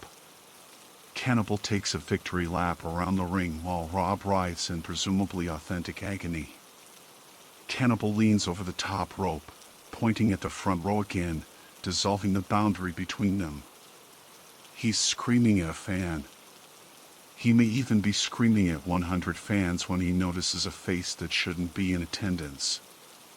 Was it Section B? He looks over but can't find the face anymore. He darts his eyes wildly, unfocusing them so that the crowd transforms into nothing but eyebrows and merch, approval, and disgust. He glances back towards Section B, right around where he thinks he saw the face, right as Rob crawls from behind, hooks his leg, and rolls him into a 3 count. Both men roll onto their backs, Rob, because the pain from his neck down to his waist puts him there. Cannibal, because he's defeated and confused. Had he really seen that face? He knows he hadn't. 1, because that would make no sense. And 2, because, and he only saw it for a second, but the face was significantly younger than it should have been. About 20 years younger. Which would put it right around a time that he doesn't think or speak about. Cannibal decides that he didn't see the face after all. He doesn't believe in ghosts. Especially not ghosts that haven't even died. Cannibal collects his pay, and the doc plugs up his gash, in that order. He's got a show in a bigger market tomorrow, so the butterfly stitches just need to hold until then. He unlaces his boots in the parking lot, then trades them for some once white Adidas from the back seat of his gray Toyota Camry. Then he thinks about the ghost again. The one that he didn't see, the one that isn't even dead as far as he knows. He stands still in his untied sneakers and thumbs a few reps through his social pages. If he had died, the news would have picked it up by now. An old friend would have even messaged. Here if you need to talk. Or, it's not your fault. Something like that, anyway. But Cannibal doesn't see anything, no messages, neither of their names gracing, or disgracing any headlines. And besides, that doesn't exactly solve the issue at hand. Maybe the kids are right, he thinks. I've officially taken too many blows to the skull. For 20 years, Cannibal has always driven to the next city, or the next stop on the road, the night prior. Tonight, he checks into the nearest hotel/rest stop that connects to the main road. It's only about a 4-hour drive, 3 if he can avoid traffic and the need to piss. He doesn't even need to check into the venue until 5 p.m. That's ample time, he decides for the first time in his career. I just need a bed and a shower, Cannibal tells the night clerk, a pimply boy who has deepened his voice since the exchange intensified. He's the only employee, except for a few maids pushing yellow baskets around the parking lot, and a few unofficially affiliated girls prowling around from the local skin bar. The boy wants to avoid a hassle. He knows that the nearest signs of life are the old warehouse a few exits down, and the sheriff's office even further. I'm sorry, sir, he begins, and he's really using diaphragm now, speaking to the back of the house, but all's we got left tonight is the honeymoon suite. So it's $30 extra for a dirty mirror on the ceiling, and a vase full of plastic fucking roses? The clerk winces at the swear, then gleams over Cannibal's right shoulder into the mostly empty parking lot. Cannibal gives the kid his best mean mug, the same one that he'd shoot toward a new opponent or a crowd that hates his guts. The quiet moment lingers, and then, wouldn't you guess it, just like that, $30 gets shaved off the tab. Cannibal tosses his duffel onto the frilly red sheets, then rolls off his sneakers as his reflections oblige in both the ceiling and wall-length mirrors. He sits on the bed, then wiggles his toes a bit, generating a sound like gravel crunching in a driveway. He wants to get up and shower off some of the dried blood that's clotted his hair to his face, but the world rocks and spins, and he lays down and falls asleep without even killing the bedside lamp. He can't remember the ramp, the fans, or the bell. He can't remember the promos, or what angle he's supposed to be taking. But judging from the dark cherry splat canvas, and the ringing in ears, it's been a fucking barn burner so far.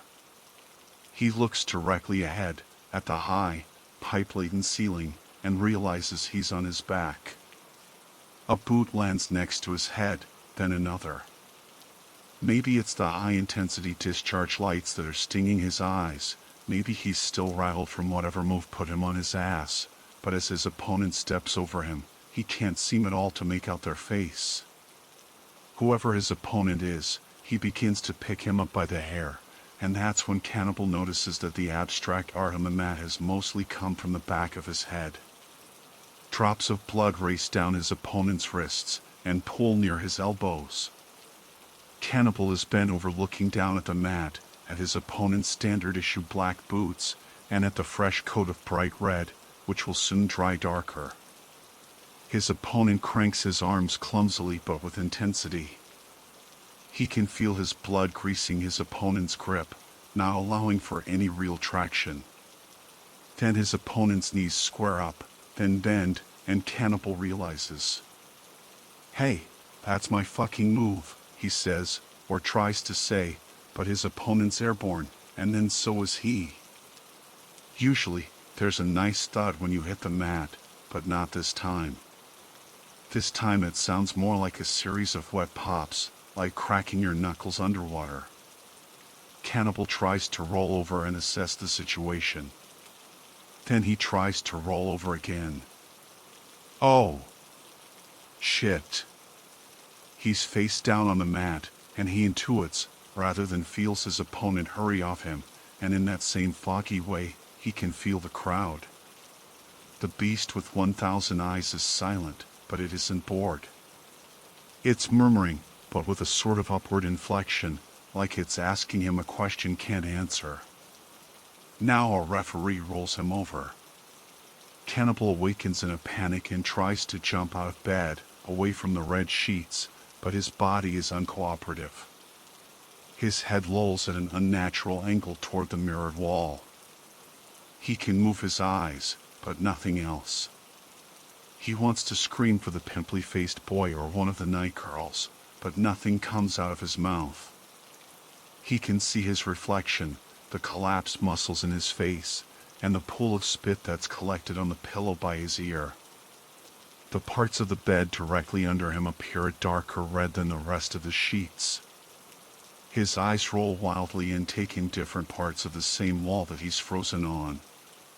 He can barely feel his breathing, but he knows that it's sporadic and shallow.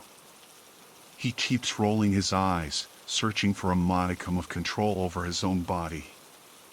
And that's when he sees him again. The ceiling mirror casts its reflection into its wall counterpart, and with the furthest strain of his eyeball muscles, Cannibal can just barely recognize him. He's a little older than he looked in the crowd earlier, but it's unmistakable this time. Fucking ghosts. Ghosts who aren't even dead yet. From somewhere behind his eyes, Cannibal feels the onset of rage. His eyes blink involuntarily, and a well of tears are pushed and guided down into the spit-soaked pillow. He imagines himself rocking forward and tries to send this signal to a part of his body that doesn't exist. He imagines it again. He tries to kick a leg, throw an elbow, he'll settle for anything. He sends that signal in random intervals like he's trying to surprise his own faculties. He throws another elbow. Except this time his arm releases from his side and soars out in front of him. His body follows, and he feels a vile concoction of fear and relief as he falls off the bed, with arms and legs too weak to break his fall. He narrowly avoids contact with the corner of the nightstand and lands with a thud on the carpeted floor. He wiggles his toes, and the sound of tires on gravel rings out into nothing. After regaining some strength, Cannibal uses his recently renewed limb strength to tear through every creak and crack of the hotel room.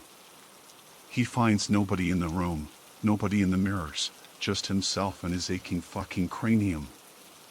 Exhausted, but no longer tired, Cannibal grabs his duffel and checks out of the hotel room by tossing his key in the general direction of the unsuspecting clerk. He tears his car door open, then drives off with only half a plan in mind. The morning sun breaks as Cannibal pulls up to a red light and rereads his early morning text to the promoter. "Can't make it tonight. I'll make it up to you somehow." He's never backed out of a show before, and he knows that he'll have to confront that fact soon, but right now, it doesn't seem to matter. He needs to see him. He cobbles his route out of headlines and news stories that he manages to search up between red lights and stop signs. Or are they now? 6 wrestlers whose careers ended in tragedy. The real story of Ernie the Eagle Sampson. former world champion contender in hospice after 20-year battle. Cannibal's mind races as single sentences fire out at him like shrapnel. He scrolls past his own names, both gimmick and government, a few times over. He feels the rage, and tears form behind his eyes again. You weren't the only one that lost your legacy that day, you prick. After 20 years he knows these roads well. Well enough to cruise over to the hospice unassisted by a map or GPS. He acknowledges his thoughts as his motions become routine. Ernie Sampson was poised to be the next big thing back before all the wrestling territories got swallowed up by the big guy in the corporate machine. He was a handsome bastard, and a city man with the strength of a farm boy.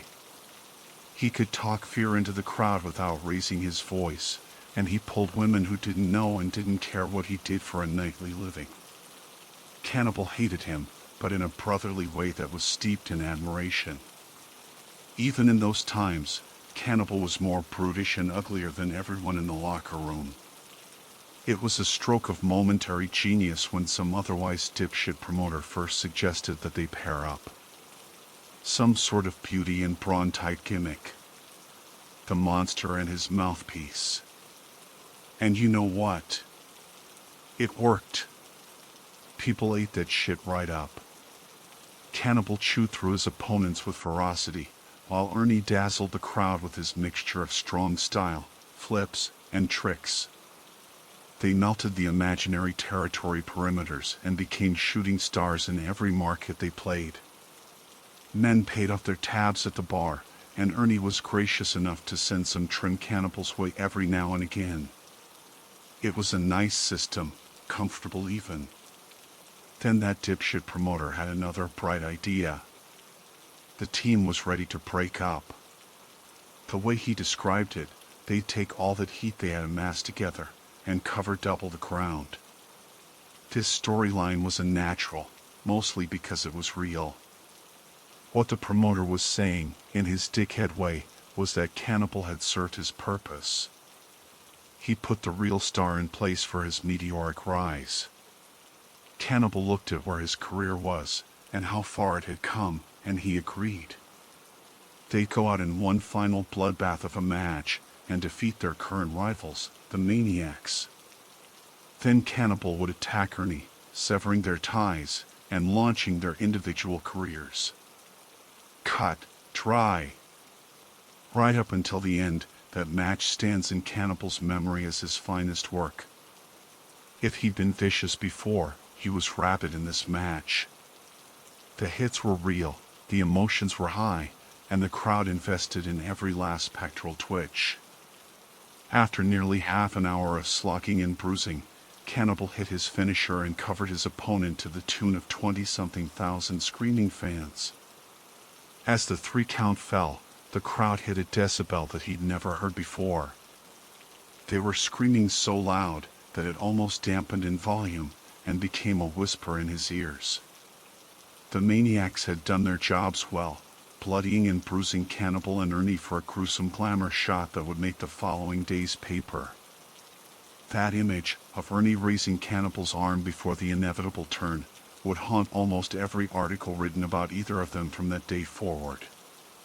Soaked in the moment and each other's blood, Ernie hoisted Cannibal's arm, and they spun the ring, facing every single fan in attendance. Normally you'd wait for a break in the volume before the next big moment, but this crowd had no intention of quieting down. They faced each other, and Ernie mouthed the words.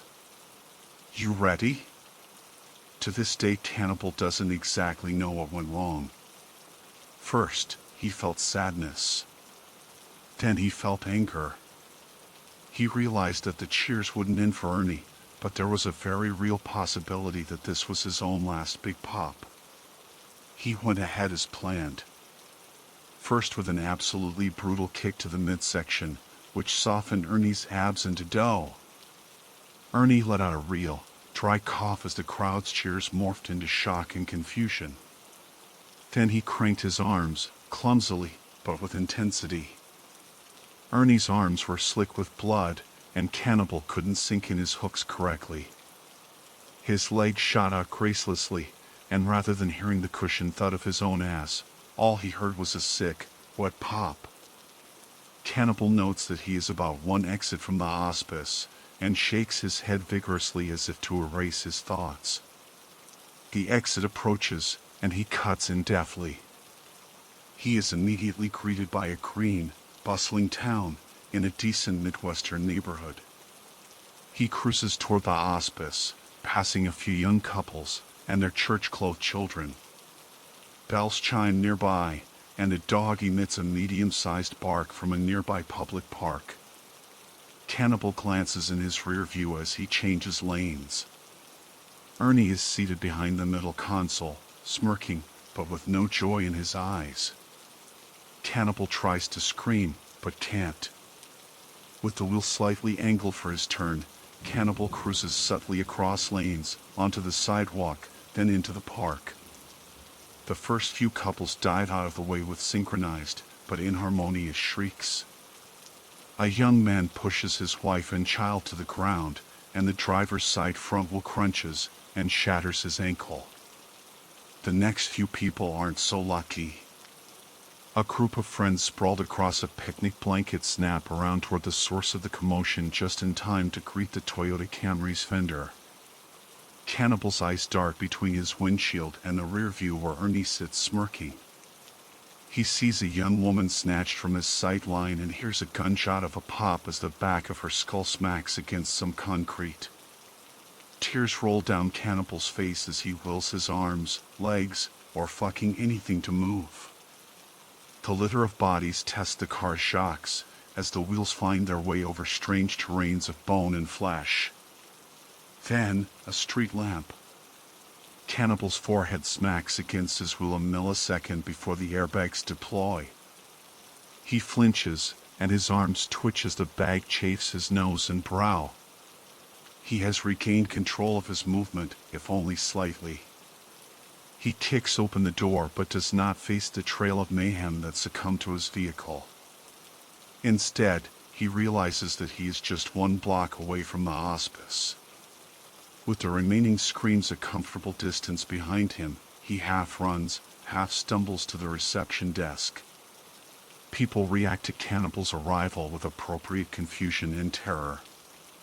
The butterfly stitches have ceased to hold, and a rigid pattern of blood trails him as he staggers across the linoleum tile. "Sir, do you need help?" "Samson. I need Ernie fucking Samson." He peers over the desk and sees a directory of sorts, like a cheat sheet of hospice patients, and their assigned rooms. He leaks blood from his brow over the counter, and onto the sheet, and the seated receptionist recoils with disgust as he snatches and reads it. Ernie Samson 211. Cannibal marches now on sturdy feet to the nearest stairwell. A small security guard attempts to stand in his way, but Cannibal dwarfs his face with his gigantic palm, and smashes it into the drywall behind him, eliciting a collective gasp from the lobby waiting room. He kicks open the stairwell door and drags himself up the single flight of stairs onto the landing. Then he kicks open the second door. Nurses gasp and take a step back as he emerges from the stairwell, ferocity emblazoned across his face and written in his scar tissue. He observes the direction in which the numbered rooms flow and stomps toward room 211. Half a dozen people are stood outside the room, with hospital staff accounting for only 2 of them. Bradley, an older woman, asks, as Cannibal tears past her and into the room. Inside the room is a white sheet spread over a series of lumps on a lightly inclined bed. A young man is seated near the side of the bed where the railing has been temporarily removed. His eyes are bloodshot, and his cheeks are damp. "Brad, what the fuck is Dash?" he begins to say. Cannibal lifts his leg and boots the man right off the green cushion chair. Then he turns to the white lumps and tears the blanket off. Ernie's face appears as it did in his back seat, but without the rigid smirk. The muscles in his face are weak and sag as if they collapsed several years before his death. His dull eyes are still open, still staring at Cannibal. "Ernie, you fucking prick," Cannibal starts. "You fucking prick, you get back here right now. You gonna fuck with me? You gonna fuck with me, Ernie? I fucking made you, Ernie. We both fucking died that day." A small militia of security guards pour into the room, and it takes every last one of them to restrain Cannibal. He fights and squirms as the fattest guard sits on the white of his back and pulls his arms. Cannibal thrashes and screams like an animal as he is restrained. He bashes his face into the tiled floor, leaving increasingly large spots of blood at the site of impact. The fat guard applies some pressure to his hold, as small, what pop emits from Cannibal's back. There's no story here. No tale of the tape. Just a has-been wrestler in tomorrow's headlines, and a family mourning a loss that began 2 decades prior. The crowd of mourners gasp and scream as all the fight leaves Cannibal's body at once. Then a woman breaks into sobs. She used to know Bradley Hughes, the real Cannibal. But nobody wants real. They only think they do.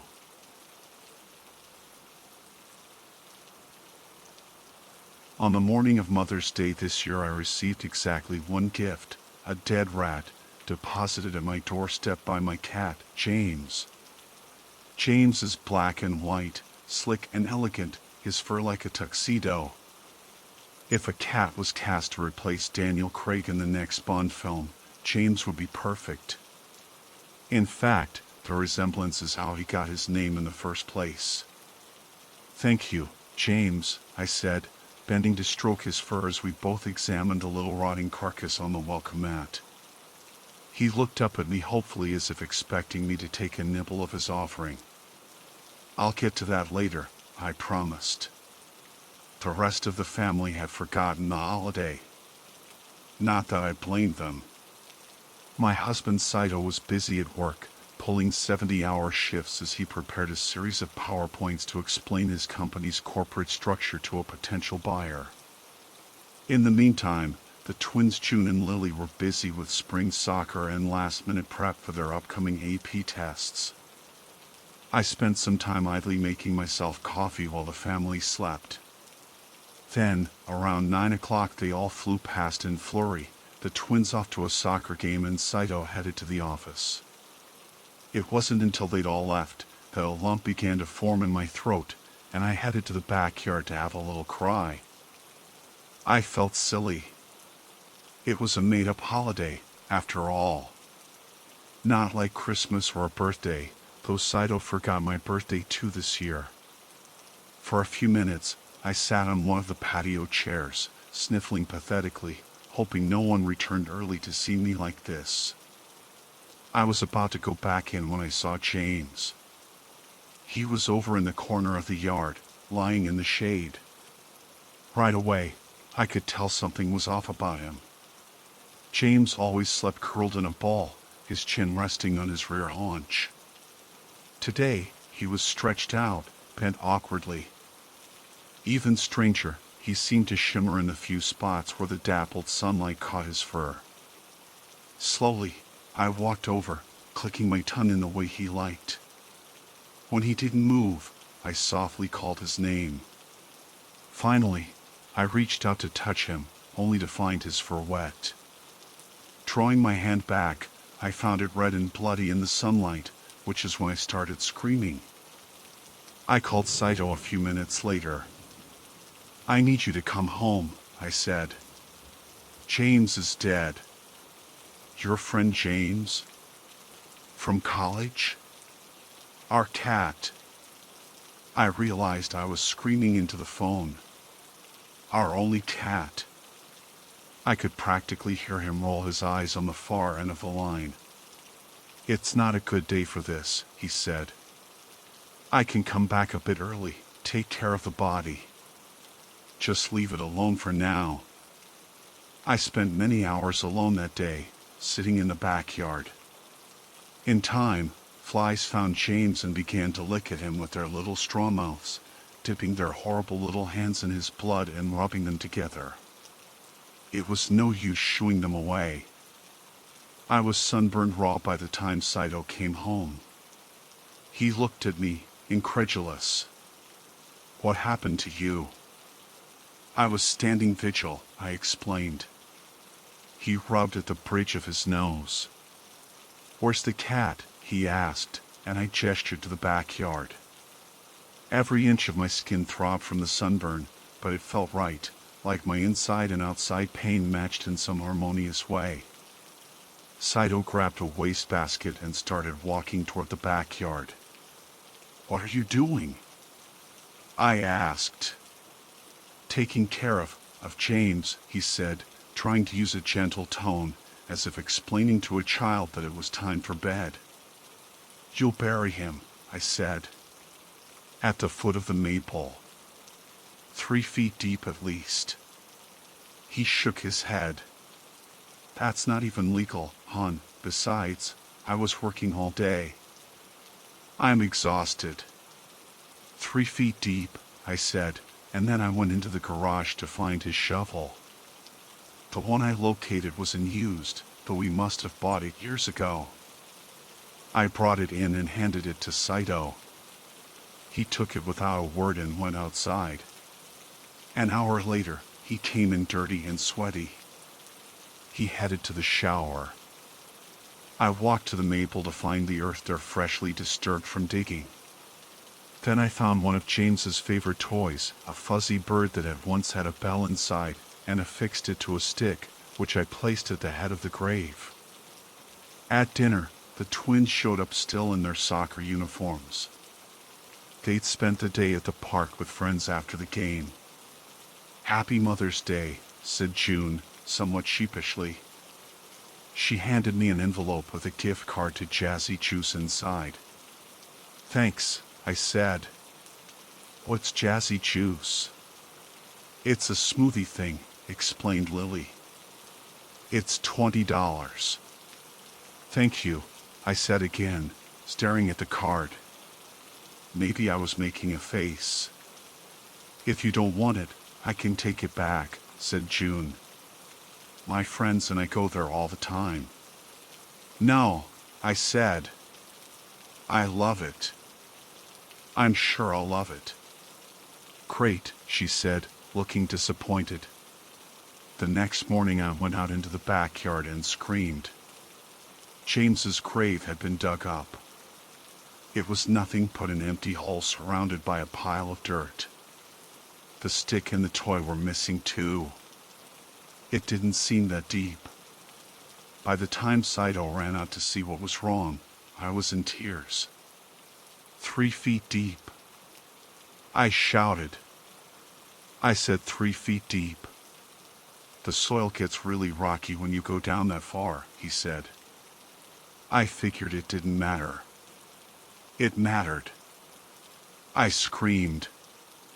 I decided to take some me time that afternoon, so I headed to Jazzy Juice. I tried to figure out the menu while I was in line, but I got overwhelmed by all the options. Finally, when I got to the front of the line, I asked if I could just get a basic orange juice. "It would be more like an orange smoothie," said the girl behind the counter, a thin redhead in her 20s, covered in tattoos. "Oh, that's no good," I said. "I don't really like pulp." "No pulp, please." "That's not really what we do here," she said. "Maybe it's a good day to try something new. The berry blitz is super popular." "I want my orange juice," I said. I was probably a little rude, but I was at my limit. "I've got a gift card," I added. "For $20. "Fine," she said. And then, I swear, under her breath she added, "Boomer bitch." "Excuse me?" She didn't meet my eyes. Instead, she turned and started throwing frozen oranges into a blender. "I'm 44. I shouted over the noise as she started the blender. I'm a millennial. Maybe Gen X. Finally, she handed me my drink. It was so pulpy it clogged the straw. She shot me a shit-eating smile. Have a nice day. I chucked my drink in the garbage on my way out the door. That night, I found myself crying as I tried to make dinner. I could see the little hole that had once contained James's body through the kitchen window, and I couldn't help glancing at it as I tried to peel zucchini. It struck me that James had been the only one in the world who loved me at all. Even worse, it seemed unlikely that no one would ever love me again. I was aging, chubby, and boring. The world didn't want me anymore. Without realizing it, I made a deep cut on my thumb and started bleeding everywhere. For a minute, I just watched the blood ooze out of me, all over the vegetables. That night, I heard a thump. I tried to shake Saito awake, but he was dead asleep. Finally, I got up and walked downstairs. There was another thump now, louder. Then a series of 3 more thuds right by the front door. Slowly, I grabbed a knife from the kitchen and then walked through the darkness. As I did, I heard a familiar sound that seemed impossible. It was James's distinctive meow, the little cry he'd deliver at the door when he wanted my attention. And yet it was somehow different now, a lower, deeper mewing. "Hello?" I asked as I walked to the door, but there was no sound now. I heard footsteps outside, not a cat's but something bigger, maybe human. Finally, I reached the door and slowly turned the knob. I opened it just a crack, peeking through to see if anyone was outside. At first, I saw no one. Just the empty street in the moonlight. A few night-blooming flowers had opened their petals, but otherwise the neighborhood looked dull and lifeless. Then I looked down and had to stifle a scream. There, on my doorstep, lay a body, its chest still fluttering with life but mostly torn to shreds. Great, bloody gashes had left the green apron in tatters, the skin's intricate tattoos sundered to islands of nonsense. The girl's red hair was now redder. Though her skull was crushed, her pretty face nearly ripped off the bone, I knew immediately it was the girl from the juice shop. My body tensed as I watched her chest cease its fluttering and the flow of blood slowed to a trickle. Soon, she was still as the rest of the street. Then, suddenly, my heart was pounding again, as I realized I was now alone in the darkness. Something dark and massive was moving past the nearby bushes, watching me examine its kill. Though it moved somewhat like a cat, the thing was far bigger, larger than any tiger I'd ever seen at the zoo. As it grew closer, I saw that it was standing on its hind legs, walking toward me, not quite like a person, but like an animal trying to mimic one. I could barely breathe now. It was growing closer. Though it moved slowly, I could sense that it could cover the 10 feet between us in a moment, far faster than I could slam the door. "Please," I said. "Don't." As the creature walked into a slant of moonlight, I realized that it was dressed in a tuxedo. Or were those just the colors of its fur? "My queen, I would never," the creature purred in a low voice. "I live only to serve you." I looked down at the dead girl by my feet. I would have to call the police, I knew. I would have to scream for Saito to come and help. There would be so much to explain. But I wasn't afraid now. That moment had passed. I was here with a friend. "James?" I asked, and he nodded ever so slightly. "You can't do this," I said. "I didn't want this." "But she was so cruel to you," said James. "She called you a very nasty name." I was hiding a few blocks away, but I heard everything. My ears are very sensitive. But you can't just kill people, I said, trying to stuff my growing panic into my stomach. It's not right. Of course I can, said James. In fact, I must.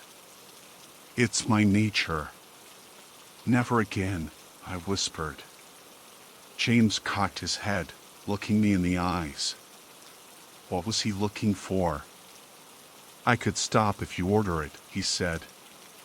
Though that would be unfortunate. You know I love to honor you with gifts. I always have. But go ahead. Make the command and I will disappear, never to leave you another present again. I looked down at the dead girl, all torn to shreds. There was a certain beauty in it, like a stained glass window, sublime in its brokenness. Just say the word, James said again. But I didn't. Thank you, I finally said, bending to look closer at the dead girl. For the gift. It was but a trifle, my queen, said the thing. Until next time. And then, bowing slightly, he backed away and bounded into the darkness.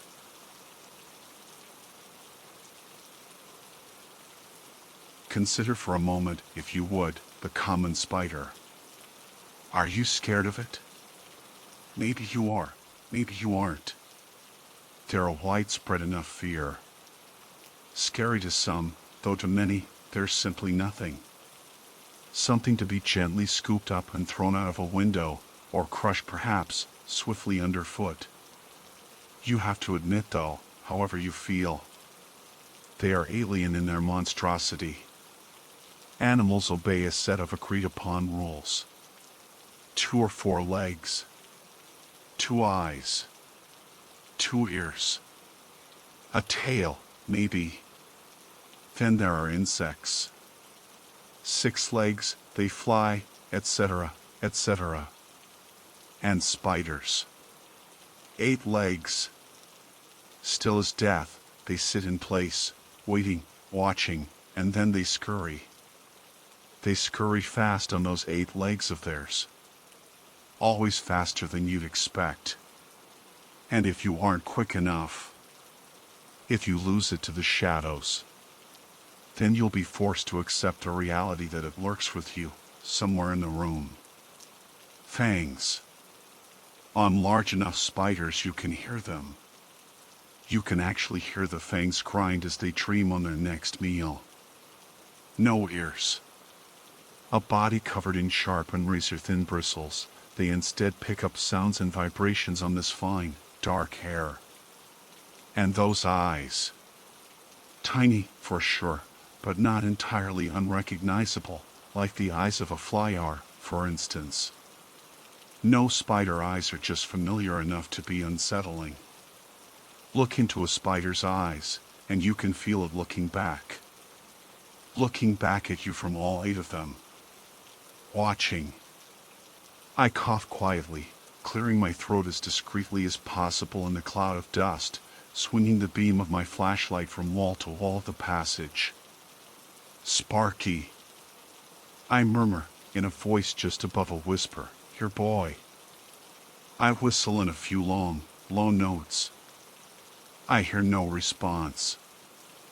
I flinch as I feel a tickle along my elbow, but the beam of the flashlight reveals just what I'd expected. Another web, or the strand of such, warm and sticky. I peel it away and hastily roll down the sleeves of my army-issued tan shirt with a shiver. I wonder if anyone has noticed my disappearance back at the base. I've only been gone for an hour or so, but it's possible. I hadn't anticipated being drawn so deep, and foolishly I never even told anyone where I was going. My footsteps echo around the dark and dusty remains of the dried-up, out-of-use sewer corridor. Sparky fell down the open manhole cover. The one that I had to climb down to get here. I'm sure of it. I saw him almost do so once before. And you know what I did? I laughed. His reaction was just so amusingly human. I promised I'd close the hole off before he had the chance to stumble again, and I forgot. I didn't deem it a priority, so I pushed the job aside. And now I'm paying the price. Or, more accurately, Sparky is paying the price. He's a good dog. He doesn't deserve this. I call his name again in that hushed, semi-paranoid stage whisper. There's something deeply unsettling about these tunnels. More so than one would expect. The only thing keeping me from bolting and running back the way I came is the knowledge that I probably wouldn't be able to gather the courage to come down for a second attempt. And I'm not asking for help, either. I already get enough shit as a woman.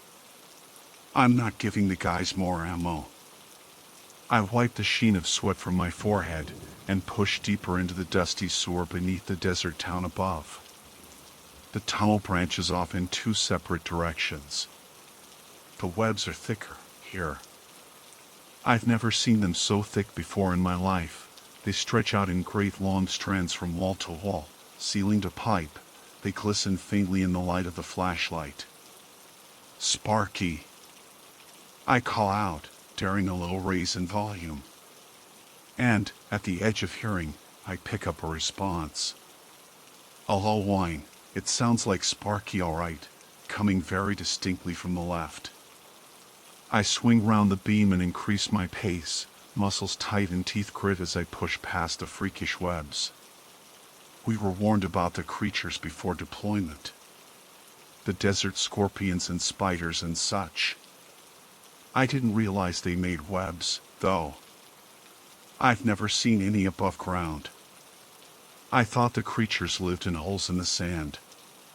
They won't kill you, I keep thinking. No worse than a wasp sting. Besides, there's nothing for them to catch down here. Any spiders will likely be dead. So stop worrying. You're okay.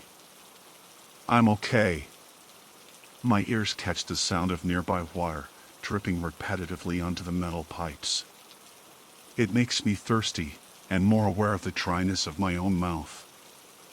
I look around, but I cannot see the water's source, nor any puddles. There is only dust and sand, and web. I push deeper. The air becomes thicker, and hotter. Sweat leaks down my back, but Sparky is close, I know it. I can't leave him behind. Where are you, boy? I murmur, flinching as the back of my hand connects with another strand of web. I peel it away and wipe my hand on my khakis. Ahead, the tunnel breaks apart. The main passage is blocked by a tumble of fallen rock and concrete. To my right is a crack in the wall, leading away into shadow, and to my left is another, albeit slightly wider. Sparky. I call out, my voice wavering. And I hear him. It's definitely him. A long series of whines and whimpers. My heart beats fast. He sounds scared. I clamber over a ridge of rock and through the crack into the shadows. The room is thick with webbing, to the extent that I cannot see any of the walls. I have no idea how large this space might be. It's broken up by clusters of pipes, some broken, some still held together. But all plastered in dust and sand.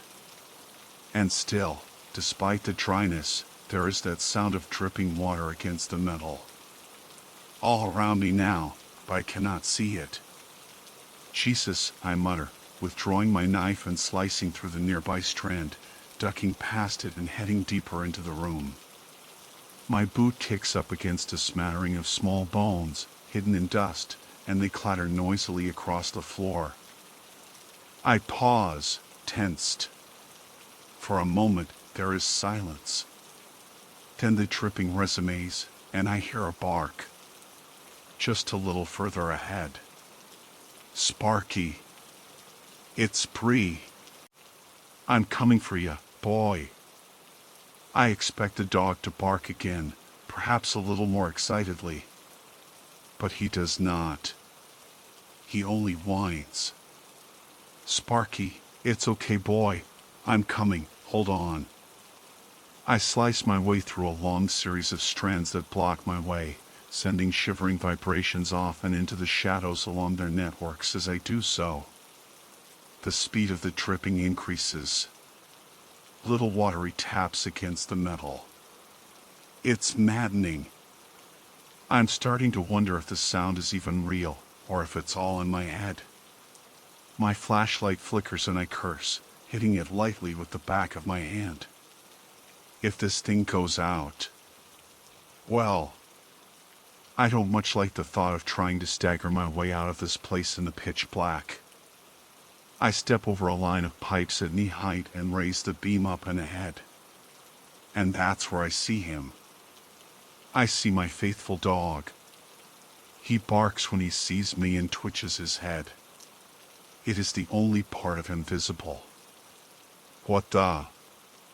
Sparky is suspended in the air, at an ankle. Wrapped in thick, translucent webbing, he struggles against his binding in the dark, whining a little more desperately now. I don't understand. Despite the claustrophobia of the sticky, shadowy warmth all around, I am forced to suppress a shiver as I am overcome with a sickening sensation of pure, cold fear.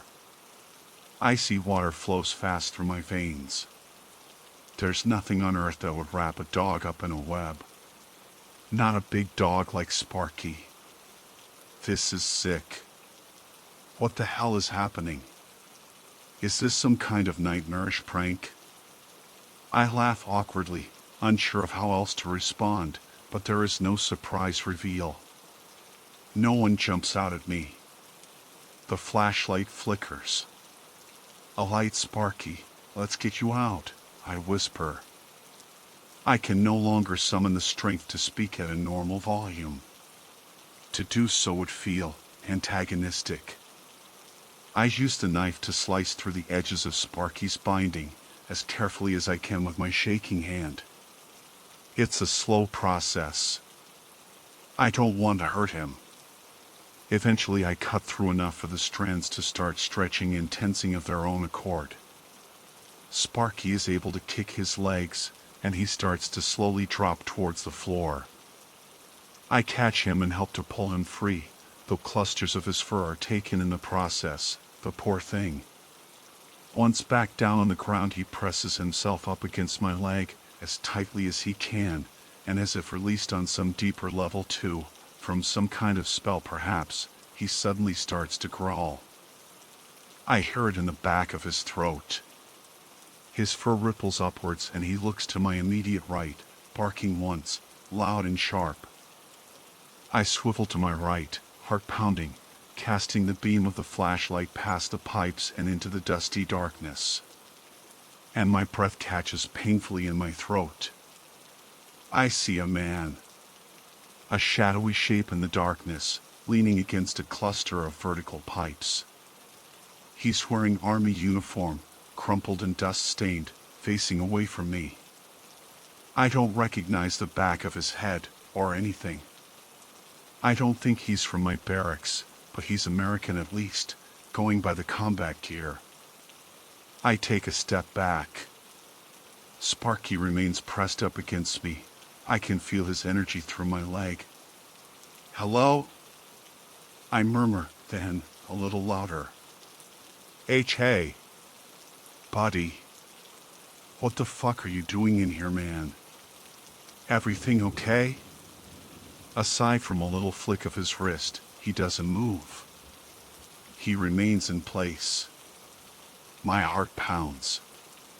The tripping continues. And there's another noise, too. I didn't notice it before, but now that I'm staring right at him, I realize that the man is making a sound. It's hard to place.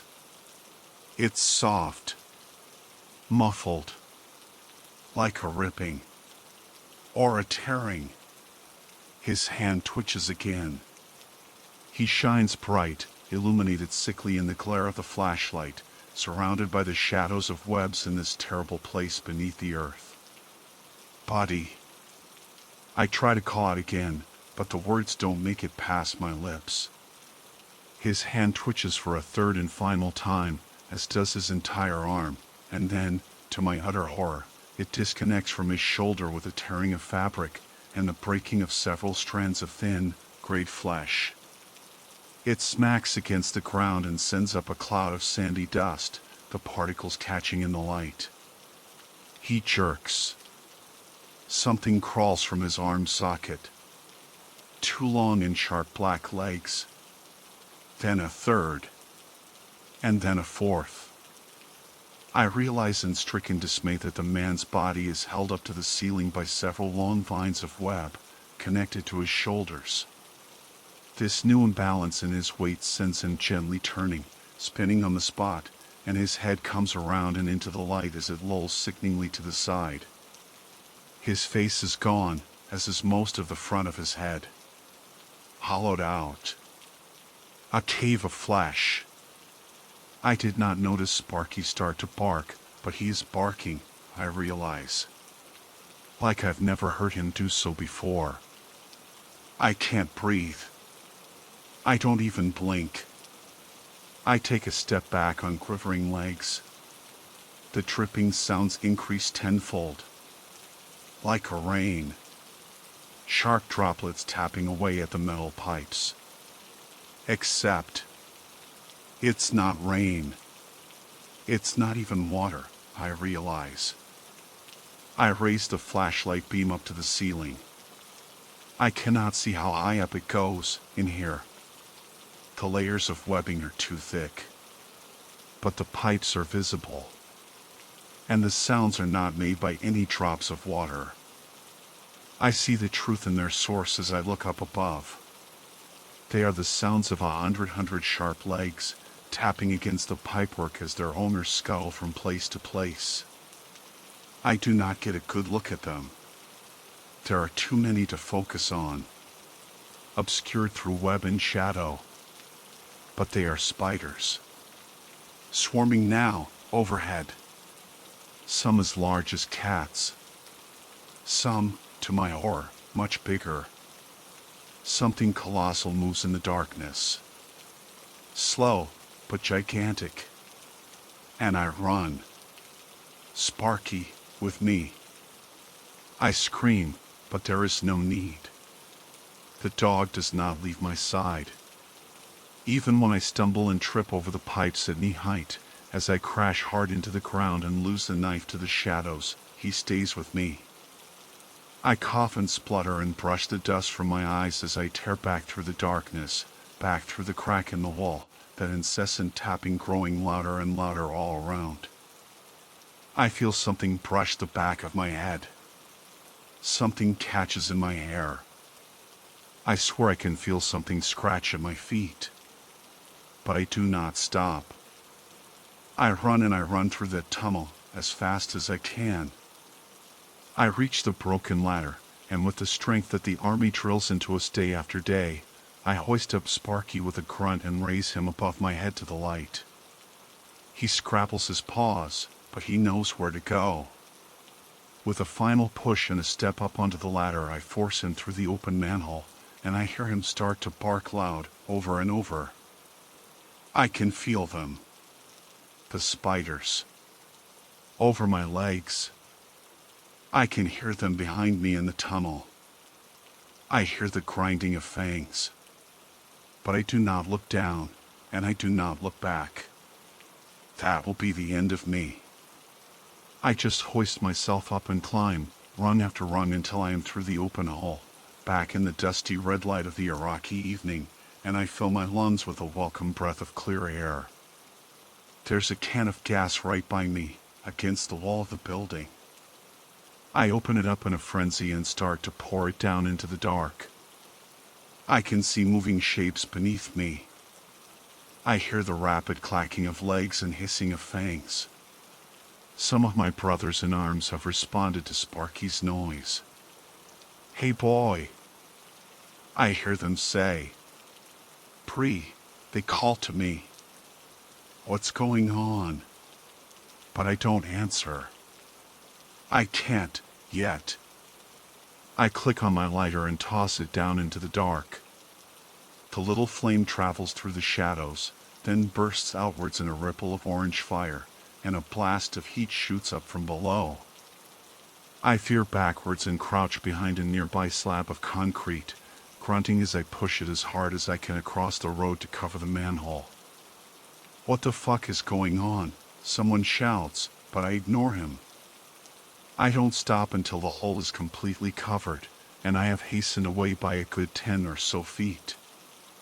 I collapse against a nearby wall, panting, as the others stare down at me in confusion, and Sparky nuzzles affectionately up into my lap.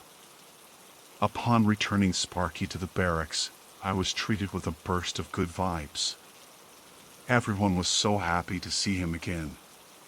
They helped to combat the creeping nausea, the disgust, and the fear of what lies beneath, and not so far away. I didn't get them all with the fuel and the fire, I know it. There's no way. I'll inform Command in the morning. I'll tell him about the soldier, but I'm sure as hell not going back down. Not ever. They can't make me. And I discovered something else that night. As I undressed for bed, I didn't see it at first. I was too busy glancing up to the ceiling, to the shadows in the corners, expecting something to come creeping out at any second, scuttling towards me or across the floor. My boots, covered in sand and rock dust as you'd expect. They'll need to be thoroughly cleaned before inspection tomorrow, of course. But there was something else as well. Something smushed into the sole. It wasn't entirely clear what they were, but to me, they looked like eggs. Broken, splattered, open clusters of eggs.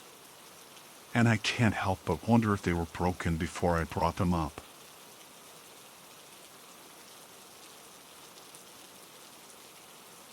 I'm not really sure if this is the right place for this, but I'm needing some help in finding a video my wife and I found online this past weekend. We watched it repeatedly and became quite obsessed, you could say, but now we can't find the damn thing anymore. First off, I should let you know we both enjoy the dark, macabre stuff. The creepier the better. Well, this past Saturday, we were both up late, checking our usual haunts. When I was unable to find anything of interest, I began to dig deeper into what Google could find for me. That's when I stumbled upon a video simply called The House. It started off with a shot of an old farmhouse at dusk. The camera was about 20 to 30 yards away. At first, I thought it was just a photo, as there was no sound and no movement. But then I noticed a solitary tree within the frame move slightly in the wind. This shot remained for about 2 to 3 minutes. At this point, I assumed it was one of those jump scare videos. But right around the 3-minute mark, there was a loud crackling noise, followed by a sudden jolt of the camera as it was removed from a tripod. Slowly, the operator of the camera walked towards the house. The video was still eerily void of any sound, other than the soft raspy breathing of the camera operator. The operator stepped inside the farmhouse. Still nothing scary or shocking at this point. The operator headed down a long hallway and turned into the kitchen. Standing by the oven was a tall, thin woman wearing a long, flowery dress. She had her back to the camera, but from her movements I could tell she was stirring something on the oven. The operator turned and headed back down the hallway to another room. This room was an office of some sort. Behind a large oak desk was an older man typing feverishly on a typewriter with no paper. The camera then slowly panned left to the other side of the room to show what appeared to be the same man hung from the rafters. I'm not going to lie, I jumped a little at this point. It looked real. Too real to be honest. The operator left the room, as if nothing crazy had been seen, and headed up the stairs. The first room the operator entered had nothing in it except for a small coffee table. On the coffee table was an old clock. Suddenly, it began to blare its shrill metallic alarm. From the corner of the room a small boy appeared. He wore a pair of dirty overalls which came up to shins. His feet were covered in blood. He stopped by the alarm clock, turned off the alarm, and disappeared into the shadows again. The next room had about 7 teenage girls, all wearing long, frilly dresses, seated in a circle facing each other. None of them spoke, they all just sat there, staring at each other. In the center of them, on the floor, was a revolver. One girl, with bright red hair, spun the gun. As it spun, the operator walked around the group of girls. As the gun landed on the blonde girl directly across from the redhead picked up the gun, aimed it, and shot the blonde girl in the head. Again, not gonna lie, I squealed like a little girl. I'm not kidding when I tell you it looked real. I actually felt my heart racing as the operator walked past the dead girl and zoomed in on the pool of blood forming around her head. The operator didn't linger though. He stepped back outside the room and stopped in the hallway. The young boy from the previous room was slowly walking past. Behind him he was dragging a large axe. He turned and headed downstairs. The operator, again, seemingly unfazed by these events, headed to the last room upstairs. Inside this room was just a baby crib. As the operator got closer, the sounds of a crying baby grew louder and louder. The operator aimed the camera down into the crib, but instead of a baby, there was an old ratty teddy bear. Blood slowly began to pour down from its button nose as the crying intensified. The operator, without hesitation, turned and headed back downstairs. By this point, there was only about a minute left of the video. I'm being honest when I tell you I felt physically drained from the experience. Even though I was unbelievably intrigued by this video, I wanted it to be over. The operator headed back towards the kitchen. The tall woman was no longer standing by the oven. She now lay face first on the ground, an axe sticking from her back. The operator turned back towards the front door. The young boy in overalls was standing there, waving at the camera. Then the video cut to black. Now even though I wanted the video to be over, the minute it was done, I watched it again. Then I had my wife watch it. Then we both watched it. Honestly, I can't remember how many times we watched it before we both finally fell asleep. The next morning, I tried finding the video again, but I couldn't. To be honest, I didn't even remember what site it was on. I tried Googling every possible combination I could to find this video, but I can't find anything. I don't know what it is about this video, but I need to see it again. Please, if anyone has any info on it, let me know.